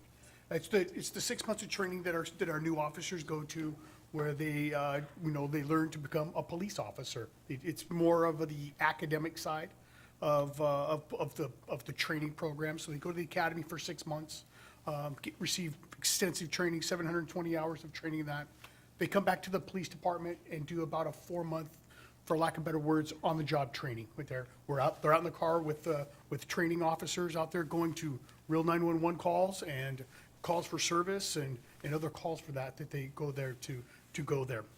So I'll give you a little bit of kind of background on this. We've had an instructor up at the academy for about 3 years now, and it was Donovan Hebner, and he just recently retired. So we have another applicant, Detective Will Lemon, right now, who's a detective there, who's been accepted by the academy to become an instructor up there. And one of the big benefits of having an instructor at the academy is our wait time to get students into the program, into the academy. Basically, we're almost like college admissions. Agencies from all over the state apply to send their students, for the lack of better words, to the academy, and we compete. Each class has about 30 students per class. The biggest benefit we get in there is we really don't have to wait. Having an instructor up there, we're guaranteed 1 slot per class, and those classes keep rolling. But lately, we've been eligible to get more people in there. We've had 3 people just graduated a month ago, 2 people that graduated yesterday.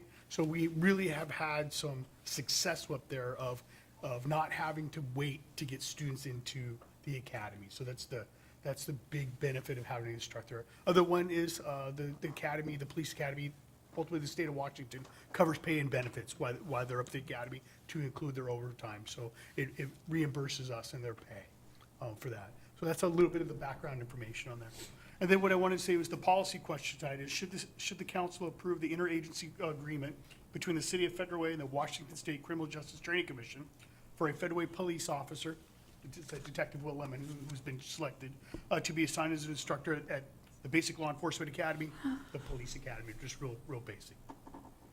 Any other additional questions or anything I can answer for you? Thank you. Council, Thank you. I have a question. So when we have an officer there as an instructor, does that officer also take shifts as a police officer for Federal Way, or that is his position? His sole job is to be an instructor at the academy, can work overtime shifts if they like. They're, for lack of better words, their 9-to-5 job is to be an instructor at the police academy. And he can do that for 3 years? It's 3 years, and they could be an extension up there.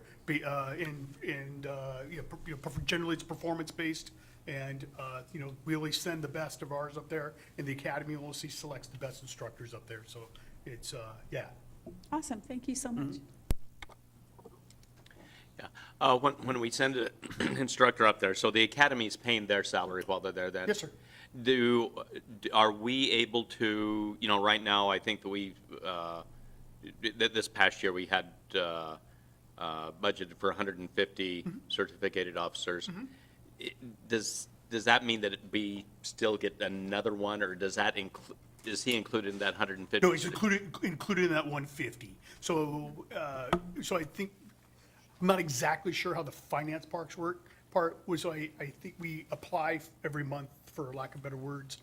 We apply, say, the officer worked 80 hours in this pay period, maybe had 3 hours of overtime for academy-related work, and their cost of their benefits were, we submit it to the academy and they reimburse. So it's budgeted for 150, it's not 151, it's 150. Okay. It just seems like that if they're taking care of the budget for them, it seems like that we'd be able to have another officer then. Is that a question for Steve, or? It probably is. I would have to double check that, because you're exactly right. The amount of salary expense in our budget, I'm tap dancing. Actually, I think the expense is exactly what's budgeted, and then we also budget the revenue as reimbursement. I think that's how we do it. So to answer your question, You're taking on both sides. no, I don't think so. I think our balanced budget includes an officer that we plan on getting the revenue for reimbursement. Okay, all right. So, I assure you, All we'd right. love to have one more, sir. all right. Yeah. We need to figure out how to get one more out of it. So anyway, all right. Thank you. Any other questions I can answer for you? I don't see any. May I have a motion, please? Give me 1 second. Yeah, I got you. I move to forward the proposed interagency agreement to the April 2nd, 2024 consent agenda for approval. Second. We have a motion, a second. All in favor, please say aye. Aye. Aye. Matter passed 3-0. Thank you very much. Thank you guys very much. Have an incredible evening. Thank you. Thanks for staying so long tonight. Okay, we are moving on to item D, AP voucher, 2/17/2024, 3/15/2024, and payroll voucher from 02/01/24 through 09/29/2024. Chase? Good evening, Chair Tran, Council President Kochmar, Council Committee members. Before you are the vouchers for February 2024. AP vouchers in the amount of $3,633,185.02.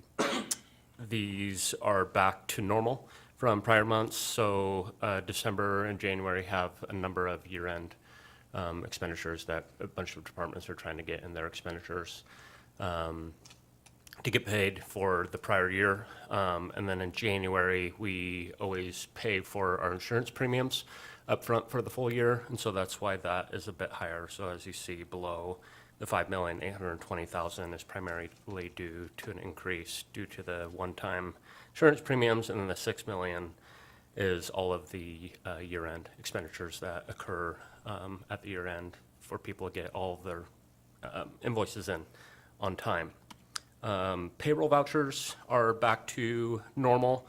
January and February, as you can see, are around that 4 million mark. And then December was a bit higher due to the one-time retention incentive that was paid out with the ARPA funds.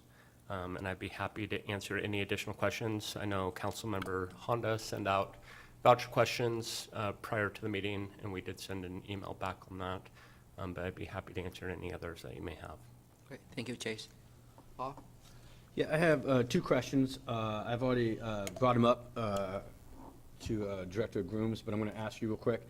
At the very top of this paper, we list big-ticket items, usually something over $100,000 or thereabouts.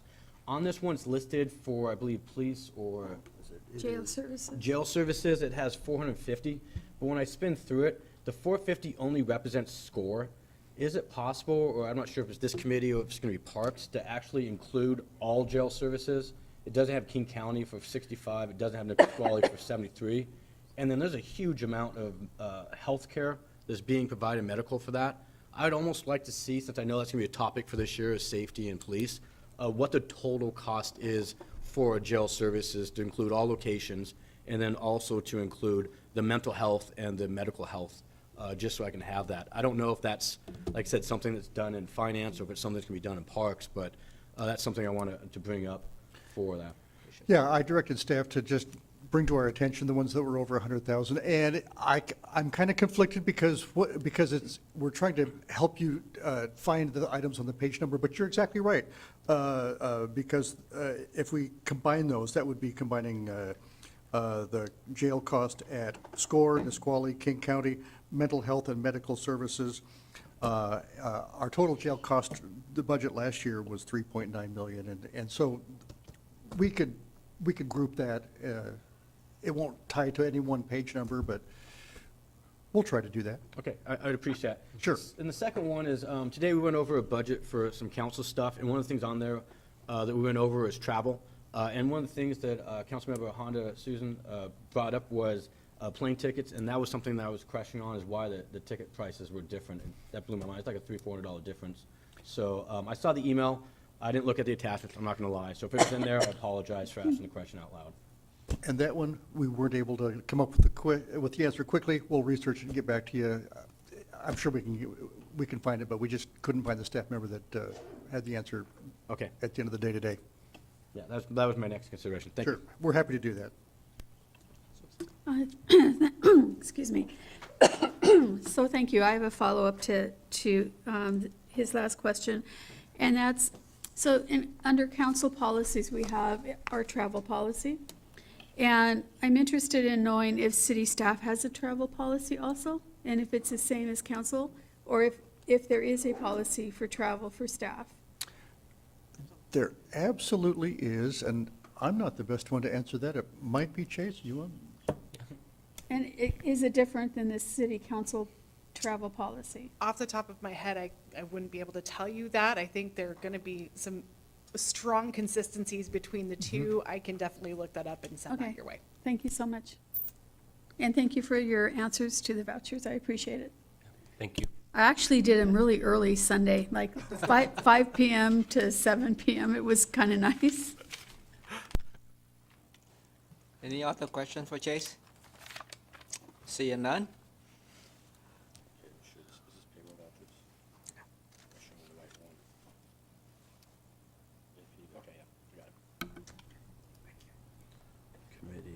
I move to forward the vouchers to the April 2nd, 2024 consent agenda for approval. Second. We have motion and second. All in favor, please say aye. Aye. Aye. Better pass 3-0. Thank you, Chase, and welcome, Mr. Groom. You have the final item. Which is a strong suggestion to wrap this up. In your packet, you've got the February financial report, and as usual, we try to answer 3 questions. Because when you adopted the budget, we want to come back to you monthly and report whether expenditures are within budget, are the revenues coming in sufficiently, and are the investments within policy. We've got 2 months' worth of data. Now, sometimes the revenues are on a 1-month lag, some are on a 2-month lag, depending on whether they are coming from the state or the county. However, so far, they are coming in favorably, just by a little bit, and I have got some details, as I always do. The expenditures, they're just barely favorable, but as Chase pointed out a moment ago, January expenses are always heavily skewed by paying some large items. So that gives us some large upfront expenses in a couple areas like risk management for insurance. So it's early. We will continue to keep you briefed on that. Now, sales tax this month is a concern for me. Not much, but a little, and we're watching it. That little data point is impossible to look at, but if you look at the graph, just for January, we had sales tax come in that was a little bit less than the prior year. That doesn't happen very often. In fact, it hasn't happened since 2021. We've had 2 months consecutively that have come in lower than the same month prior year. So that's a concern. Why is that? Gosh, hard to tell. We are going to be monitoring that because the dollar amount isn't all that much, but just the idea that sales tax came in less than the prior year is something to watch. Utility taxes, same thing, but it's exactly, as you can see on the smaller graph, it's level with the prior year, so less of a concern there. Permit fees, we haven't shown this graph, and I think this year I'm going to bring it every single month. We had a very strong January and a weak February. However, year-to-date, we are well above budget. I think this is worth watching. We'll continue to bring that every single month. Property tax, this one has got nothing newsworthy because as you can tell, we haven't gotten to the months where we get the big remittances in April and May. So a little too early, but we're tracking it. This is one of our bigger revenues. Real estate excise tax. REIT is exactly even with last year, which is not good news, but we haven't seen mortgage rates fall, so we are going to be watching this very carefully. And what is our manageable thing? What is our manageable response? It's to watch it and see if we need to defer the way that we spend it on our public works projects. Lodging tax, this one is just a touch unfavorable to budget, and it's exactly even with prior year. But again, this is a very small one. This is on a scale of $350,000 for the whole year. Our monthly investment report, we are ahead of budget and ahead of prior year. And this time, this year is going to track pretty much like it did last year. We do expect interest rates to fall. However, the Fed just announced or inferred that they don't think that they're going to be lowering rates for possibly a year.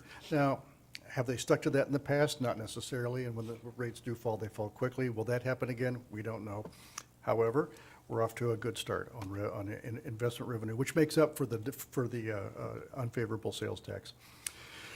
We had 2 maturities this month in February. One was a short-term investment that we had made getting over 5%. The other one was one that we had made a couple of years ago. But all of our purchases, we are locking in, as you can see, at 4% or better through December 2028 and February 2029. Our cash balance trend, you can see that the blue bars, that's when we started doing our investment program in October of 2021, we were very methodical, very disciplined. We increased, I think that was $4 million or $2 million per month, I don't know. And then we kind of leveled off, reevaluated, leveled off, reevaluated. And right now we're up to $65 million that we have locked in long-term interest rates. What that looks like on the usual pie chart is this. The big green slice there, that's the amount that we have in our state treasurer's local government investment pool. We have access to that next day if we want it. But we know that we still have $10 million unspent, and we expect to be spending that down during this year, maybe a little bit into next year.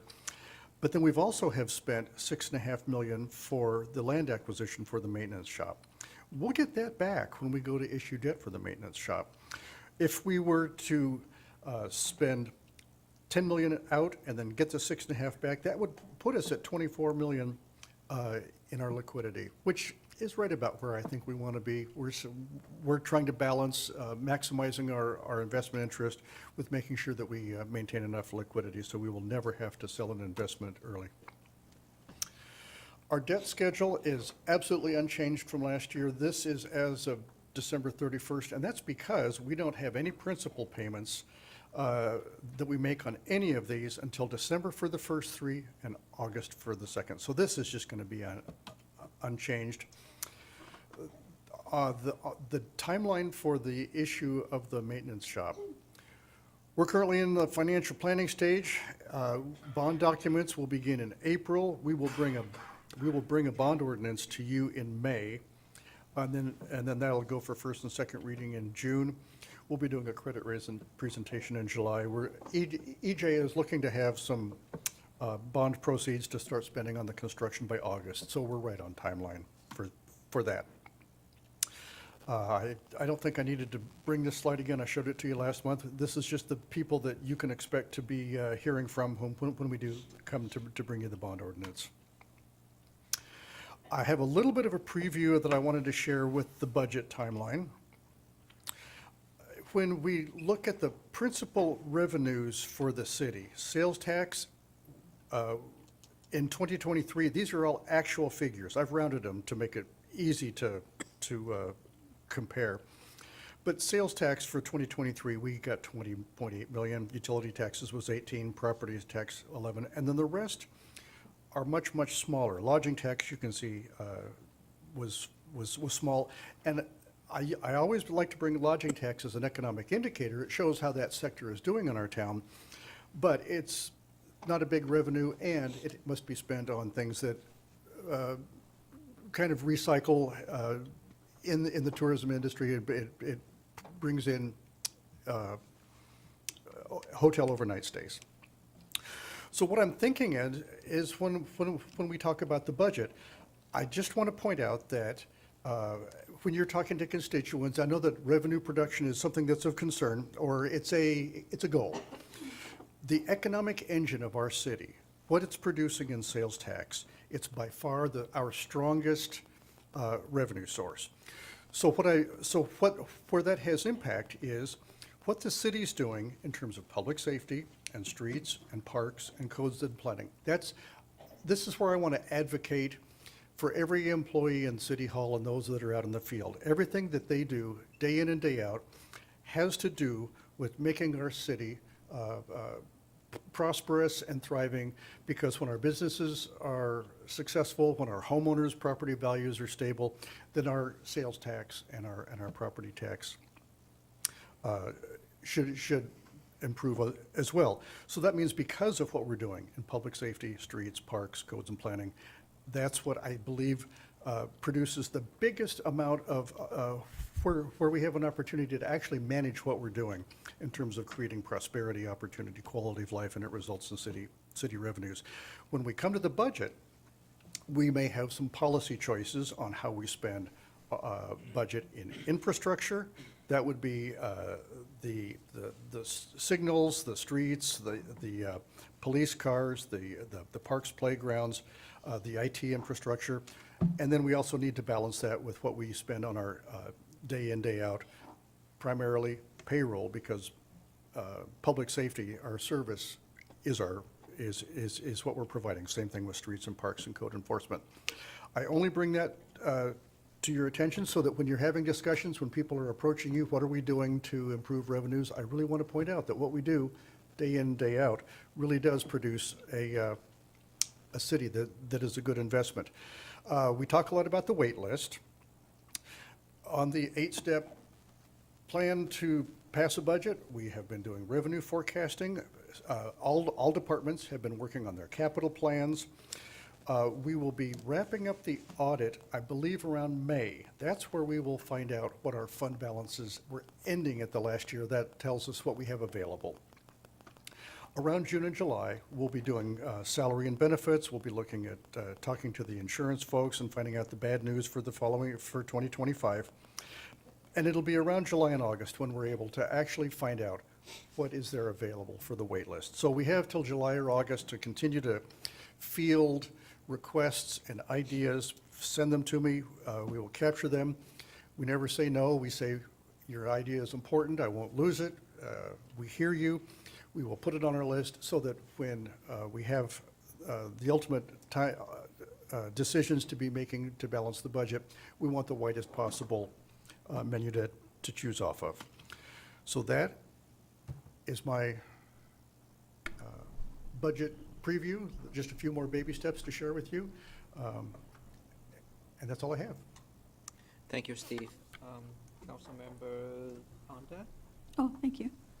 The utility tax rebate, there have been 10 rebates so far this year. Is that all that have come in? I can answer that question. So far, we received 16 applications. 16? Yes, Okay. 14 has been approved, and we've issued so far $855. Okay, good. We have a senior commission meeting this week, so bring it up again and hopefully get the word out, and which I know you guys are doing. Last fall, I had several meetings with the mayor and staff about the sidewalk policy we have here in Federal Way. And we had talked about having a grant program for those who need to repair their sidewalks and don't have the funding available because it is quite expensive. I had been told that we would have a budget adjustment March, April sometime, and that the grant program would be in the budget adjustment. Is that still going forward? Off the top of my head, I don't remember, but we are planning to bring our first quarter budget adjustment to the April FedRec. So I will double check that. Okay, thank you. Sure, happy to. First question is, if I understood you correctly, sales, permits, and REIT are all down for the beginning of the year? Sales, revenue, permit revenue, and REIT revenue is all down, correct? I think that's what we said. No, permits is up. It had a very slow February, but it had a very strong January, I think. Yeah. Double check that one then. All right. But yes, REIT is down and sales tax was down a touch, yes. And then when will you be receiving the February sales tax information? 2-month lag, March, April 1st-ish, April 1st, 2nd, 3rd. All right, would it be possible to send that information out before we have to wait for the next FedRAC to see it on here? I'm just really curious. I've been working with my small businesses, and they're feeling some questionable starts to the year that's not been there in the last 4 or 5 years, so I'd like to get ahead of it and fall behind on it. Sure, we receive a remittance from the state, and then finance staff has to look at all the pieces, put it in their journal. It takes us a couple days, but yeah. Yeah, just want to make sure it's sooner than later. All right, thank you. Thank you for taking an interest in it, because you're joining in me in being concerned. Well, I'm hearing it every day from my clients, so that's why. Right. Mr. Wash? Right, just kind of a sales tax projection question. Sure. When the Popeye Kenworth facility opens, do we expect much sales tax revenue to be generated there or not? Or do you Hope have any idea? or expect? That's going to be a tough one. I'm not sure how to forecast. I don't have any track record to base that off of. I would be hesitant. I would be inclined to just forecast off of what we know to be our trajectory and then come back with good news. Yeah, that's a tough one, because you're exactly right. We only have one automobile dealer, and that's going to be a major change. So All right, thank you. I share your optimism. I don't know whether it's optimism or just hope, just, so anyway, all Well, right. but everything I try to project, hopefully shows that we're a well-managed city and we're paying attention to the fundamentals. And, when the businesses and the homeowners prosper, this is a good place to bring people, so, All right, thank you. yeah. So I do have a feedback on the utilities rebate form. Some people were telling me that the reason they don't want to apply because the form require a lot of information, even for the bank information. So is there some way we can take another look at the form to see if we can simplify the form or don't require too last much time- of personal information? The last time we simplified it, I think, in fact, it might have even been at council direction, was when we used to require 12 months of utility bill, and now we just require one, just to show that they are a customer. We have to do income verification, so we require income tax. I can't think what we would ask for the banking information. Anything come to mind? It's income tax verification, so like a tax form or banking. So it's one or the other typically. And that's a requirement, I believe, because we're giving money away for like poor and infirmed. So we have to document that they meet the low-income guidelines, and they can do it either way. We'll take either or. So, for example, let's say if somebody receiving public benefits assistance, which means their income is really, really low, if we can somehow verify with DSHS, for example, instead of requiring that family to submit banking statement or tax information, was that good enough?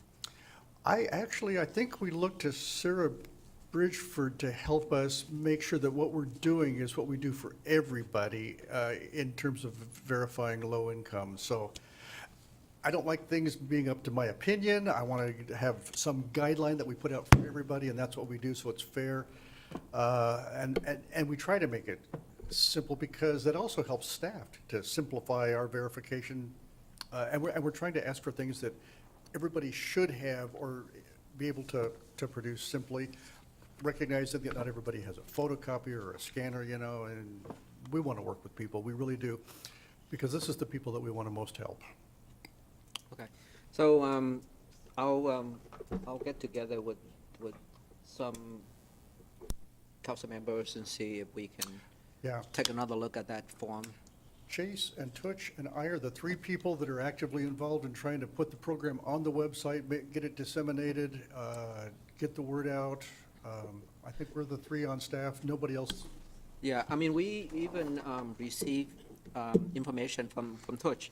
She brought up over to my office application, but then when we tried to promote that program, but the feedback that I received was, the city required too much information, too invasive, and that's why. And quite frankly, it also feels like a low benefit. When you add the $10 and the $15 and whatever, it's $100 at the most, because we're reimbursing them for the tax, not the actual utility cost. And that's the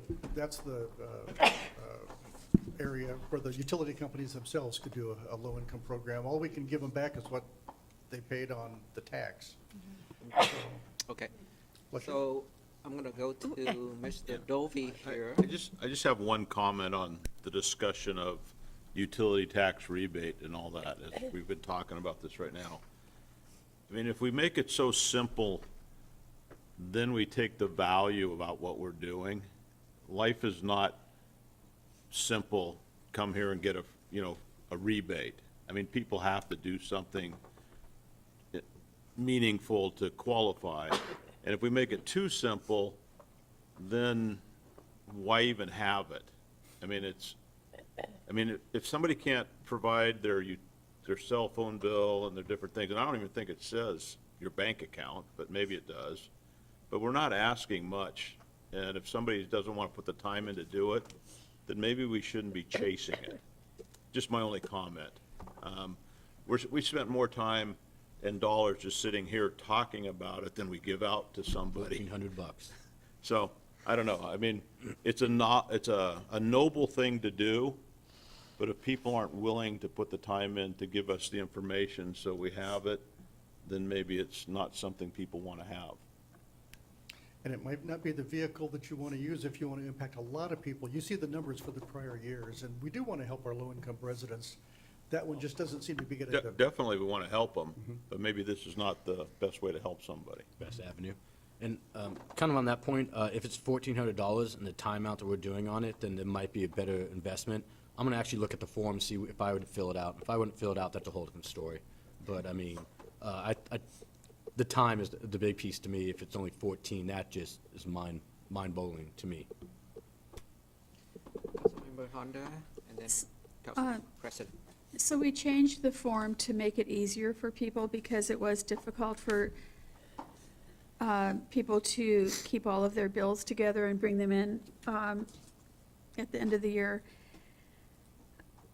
But the thing that we have heard many times is that there are folks who might qualify for this don't necessarily trust the government. And they have to give us that piece of information that we can identify them so we can give them the money.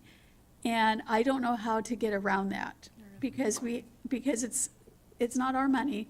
It's money that we have to show that we're providing to someone who qualifies. And we're audited on that. So if we could find a way to convince people that we don't keep that, we shred it as soon as we process their paper. We shred that information, we don't keep it.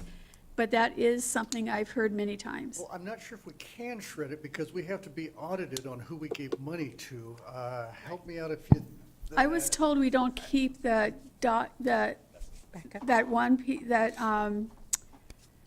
their tax information. We can redact. Yes. Yeah, Okay. yeah, because we do want to earn their trust, you're exactly right. But we don't keep that in case anything ever happened, it's not going to be accessible to the public. That information, but that is an issue that we've heard over and over. Sure, and we are a government, we are subject to public information requests, but we are careful with what goes out. We can redact what is, Yeah. what should not be. Yeah. So- And that's not my area. I would phone a friend on that one. I'll just chime in on a couple things here. So number one, on the income verification, that is something that we've heard in other programs too. So the housing repair program, for instance, there's similar requirements for that. In fact, more requirements for that because it's usually a larger sum of money. And it is a barrier for folks. Folks are not wanting to disclose that information, but unfortunately, since we are giving out funds and we do have to have an income verification requirement, there has to be a way to do that. And it's not really something we can get around. I think taking additional looks at the form to try to see if there are areas within legal parameters that we can tweak to try to make things easier for people is absolutely something we can continue to do, and I think is a worthy cause. But yes, it is a common refrain that people have, concerns about disclosing that level of information to the government for multiple reasons. And I will also say, under the Public Records Act, yes, all that information is redacted, and it would not be available for public inspection, and it would not be available for release to the public either, but we do have to maintain certain records for auditing purposes and ensuring that funds are being used appropriately. That's a huge, okay. Yeah, we just have a sidebar conversation that on the form is actually require either copy of the tax return, which has the social security number on it, or bank statement. Which has an account number on it. Yeah. For $100. And that is why people don't want to do it. Now, with my agency, for example, we do income verification for public housing, for school, reduced or free lunch. So when those agencies require income verification, the client should come to my office and we give them a letter and say, yes, this family is on public assistance, and that is good enough. I mean, if we can somehow, improve the form or. Make it an or statement instead of tax return. Yeah. Is our AMI requirement for this a lot different than the housing and other things that we provide assistance to residents? Does anybody know that one? Shouldn't be. Should not be. It's the HUD, low-income limits. This is, 30? So it's different than like the other programs we have in the city? No, the HUD income requirements are pretty consistent and for most of the programs that we have throughout the city. We have a lot of grant programs that are based on that, both for housing repair, but then also different grants that are operated through Human Services, a lot of reliance on those same income levels from HUD. And this is pretty much standard, this kind of requirement for anything else in the funding, right? Depends upon the thing you're talking about. Sorry, hate Yeah, to I give the get you. lawyer answer, but you know, Yeah, it yeah. kind of depends. Every grant is going to be a little bit different, right? As far as what is required, and it depends upon the amount of money that is involved. It depends upon what it's for. It depends upon the source of funding, et cetera. Okay. Lydia was, Oh, sorry. or Lydia. I would jump in right now if you want me to, ahead of time. I just had a comment. Go It right kind of ahead. struck me as interesting. Our last meeting Tuesday, we had all these people out here and we were talking about giving housing to people at $22,000 a year, or 25, I thought it was 22. And it kind of just went, okay, great. And here we're having this discussion over $100, which I'd love to give to our people, but nobody questions the $22,000 for 100 people for the rest of their life in the, whatever that thing is over there on 320th. I mean, I'm just putting a perspective into this discussion. Oh, some of us are crashing it, but we're also building up our reports and our information. Lydia, go ahead. Thank you. You said it, and I think my comment was going to be around source of income guidelines. So if the requirement is really to prove that the person deserves these fundings, like for the Housing Authority, if you are already subsidized for housing, or if you're a client of DSHS or on Social Security fixed income, I think that should be sufficient. And so I think that should be part of our form to indicate.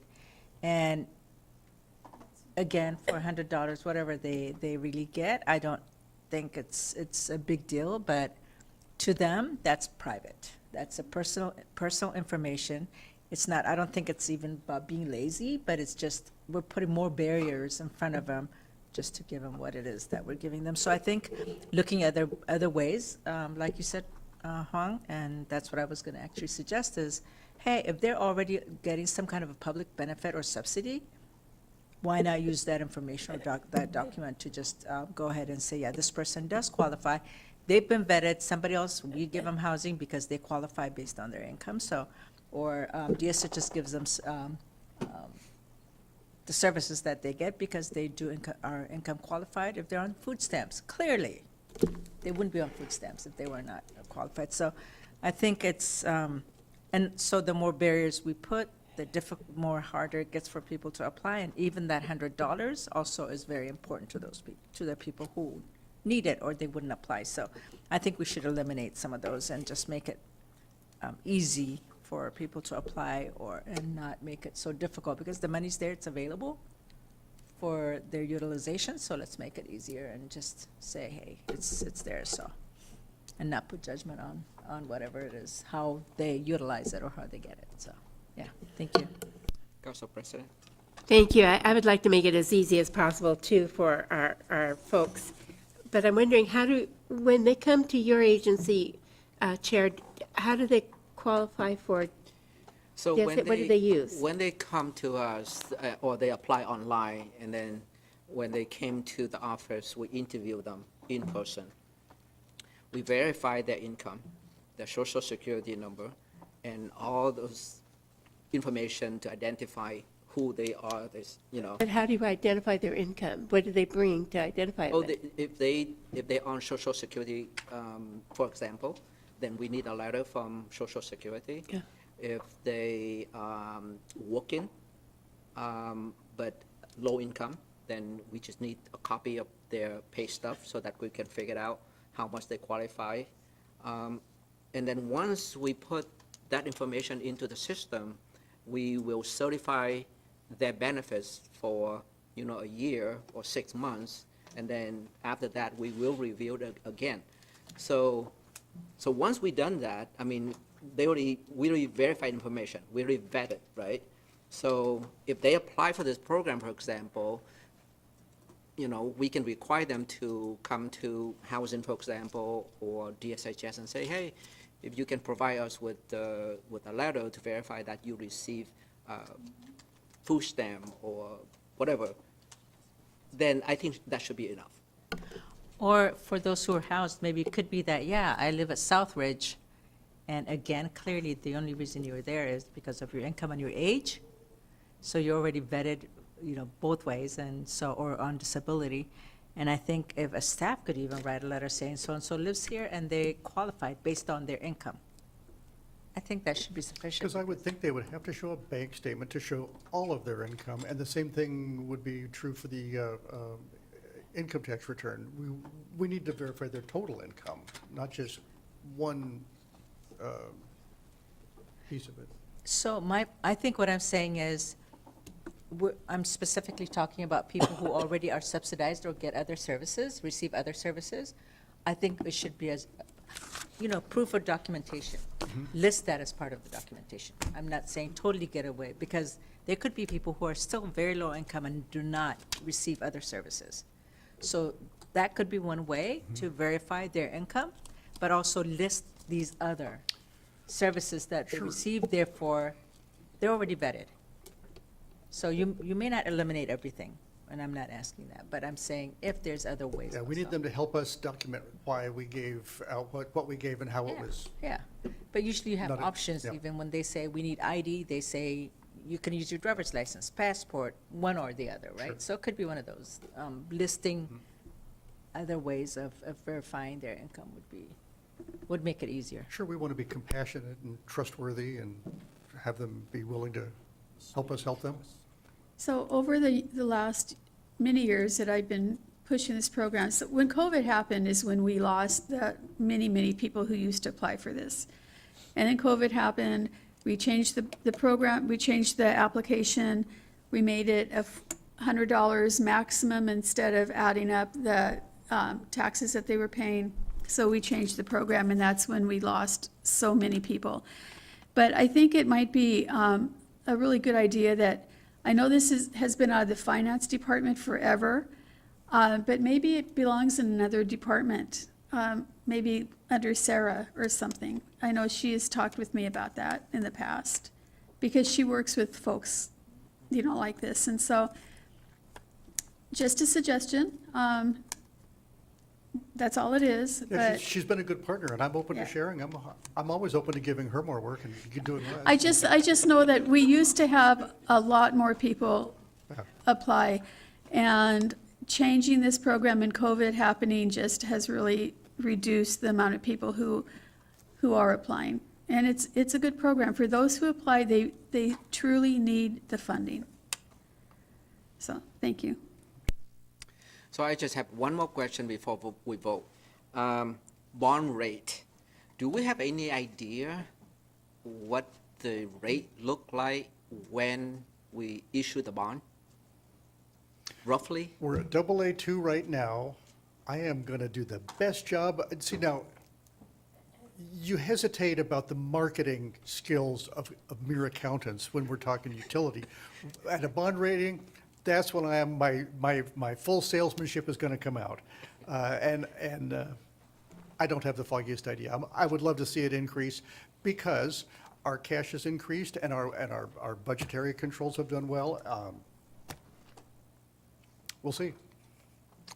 The reason I ask that question is because, if we can issue the bond, I'll just throw the number out there. Let's say 3.5%, right?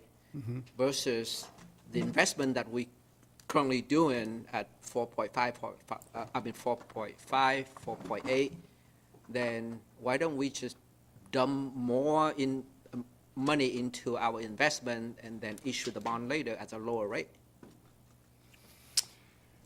Because all of the money that we're investing, a lot of it is in restricted funds, and we can't just spend it on debt. It's a bit of a juggling, because our debt is on the facilities, the Performing Arts Center, the Community Center, the PAC, the Score Jail, and it's not prepayable, so. Well, but to be able to spend the money in any particular fund on the maintenance and operations facility, we're hoping to spend swim money, REIT, and REIT is a stream of money. It doesn't have a fund balance. It's it's a bit of a juggling game. I will always be happy to explain it, and we'll bring it back repeatedly and talk about it.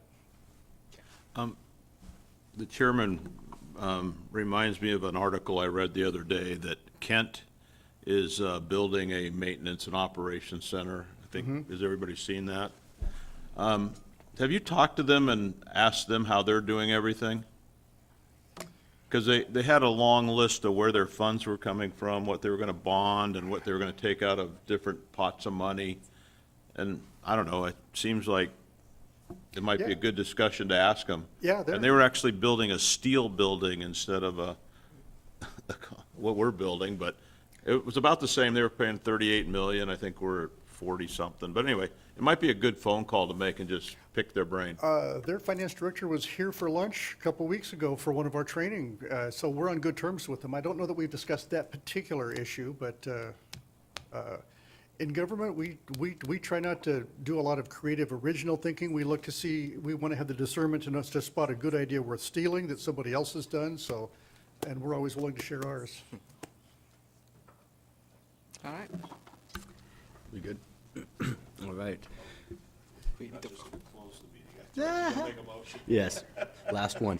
I move to forward the February 2024 monthly financial report to the April 2nd, 2024 consent agenda for approval. I'll second that. We have a motion and a second. All in favor, please say aye. Aye. Aye. The matter passed 3-0, and that will conclude our meeting today. Our next meeting is going to be on April 23rd, 2024 at 5 p.m. in this room. Thank you, all council members, and thank you, staff, for being here today. Have a good night.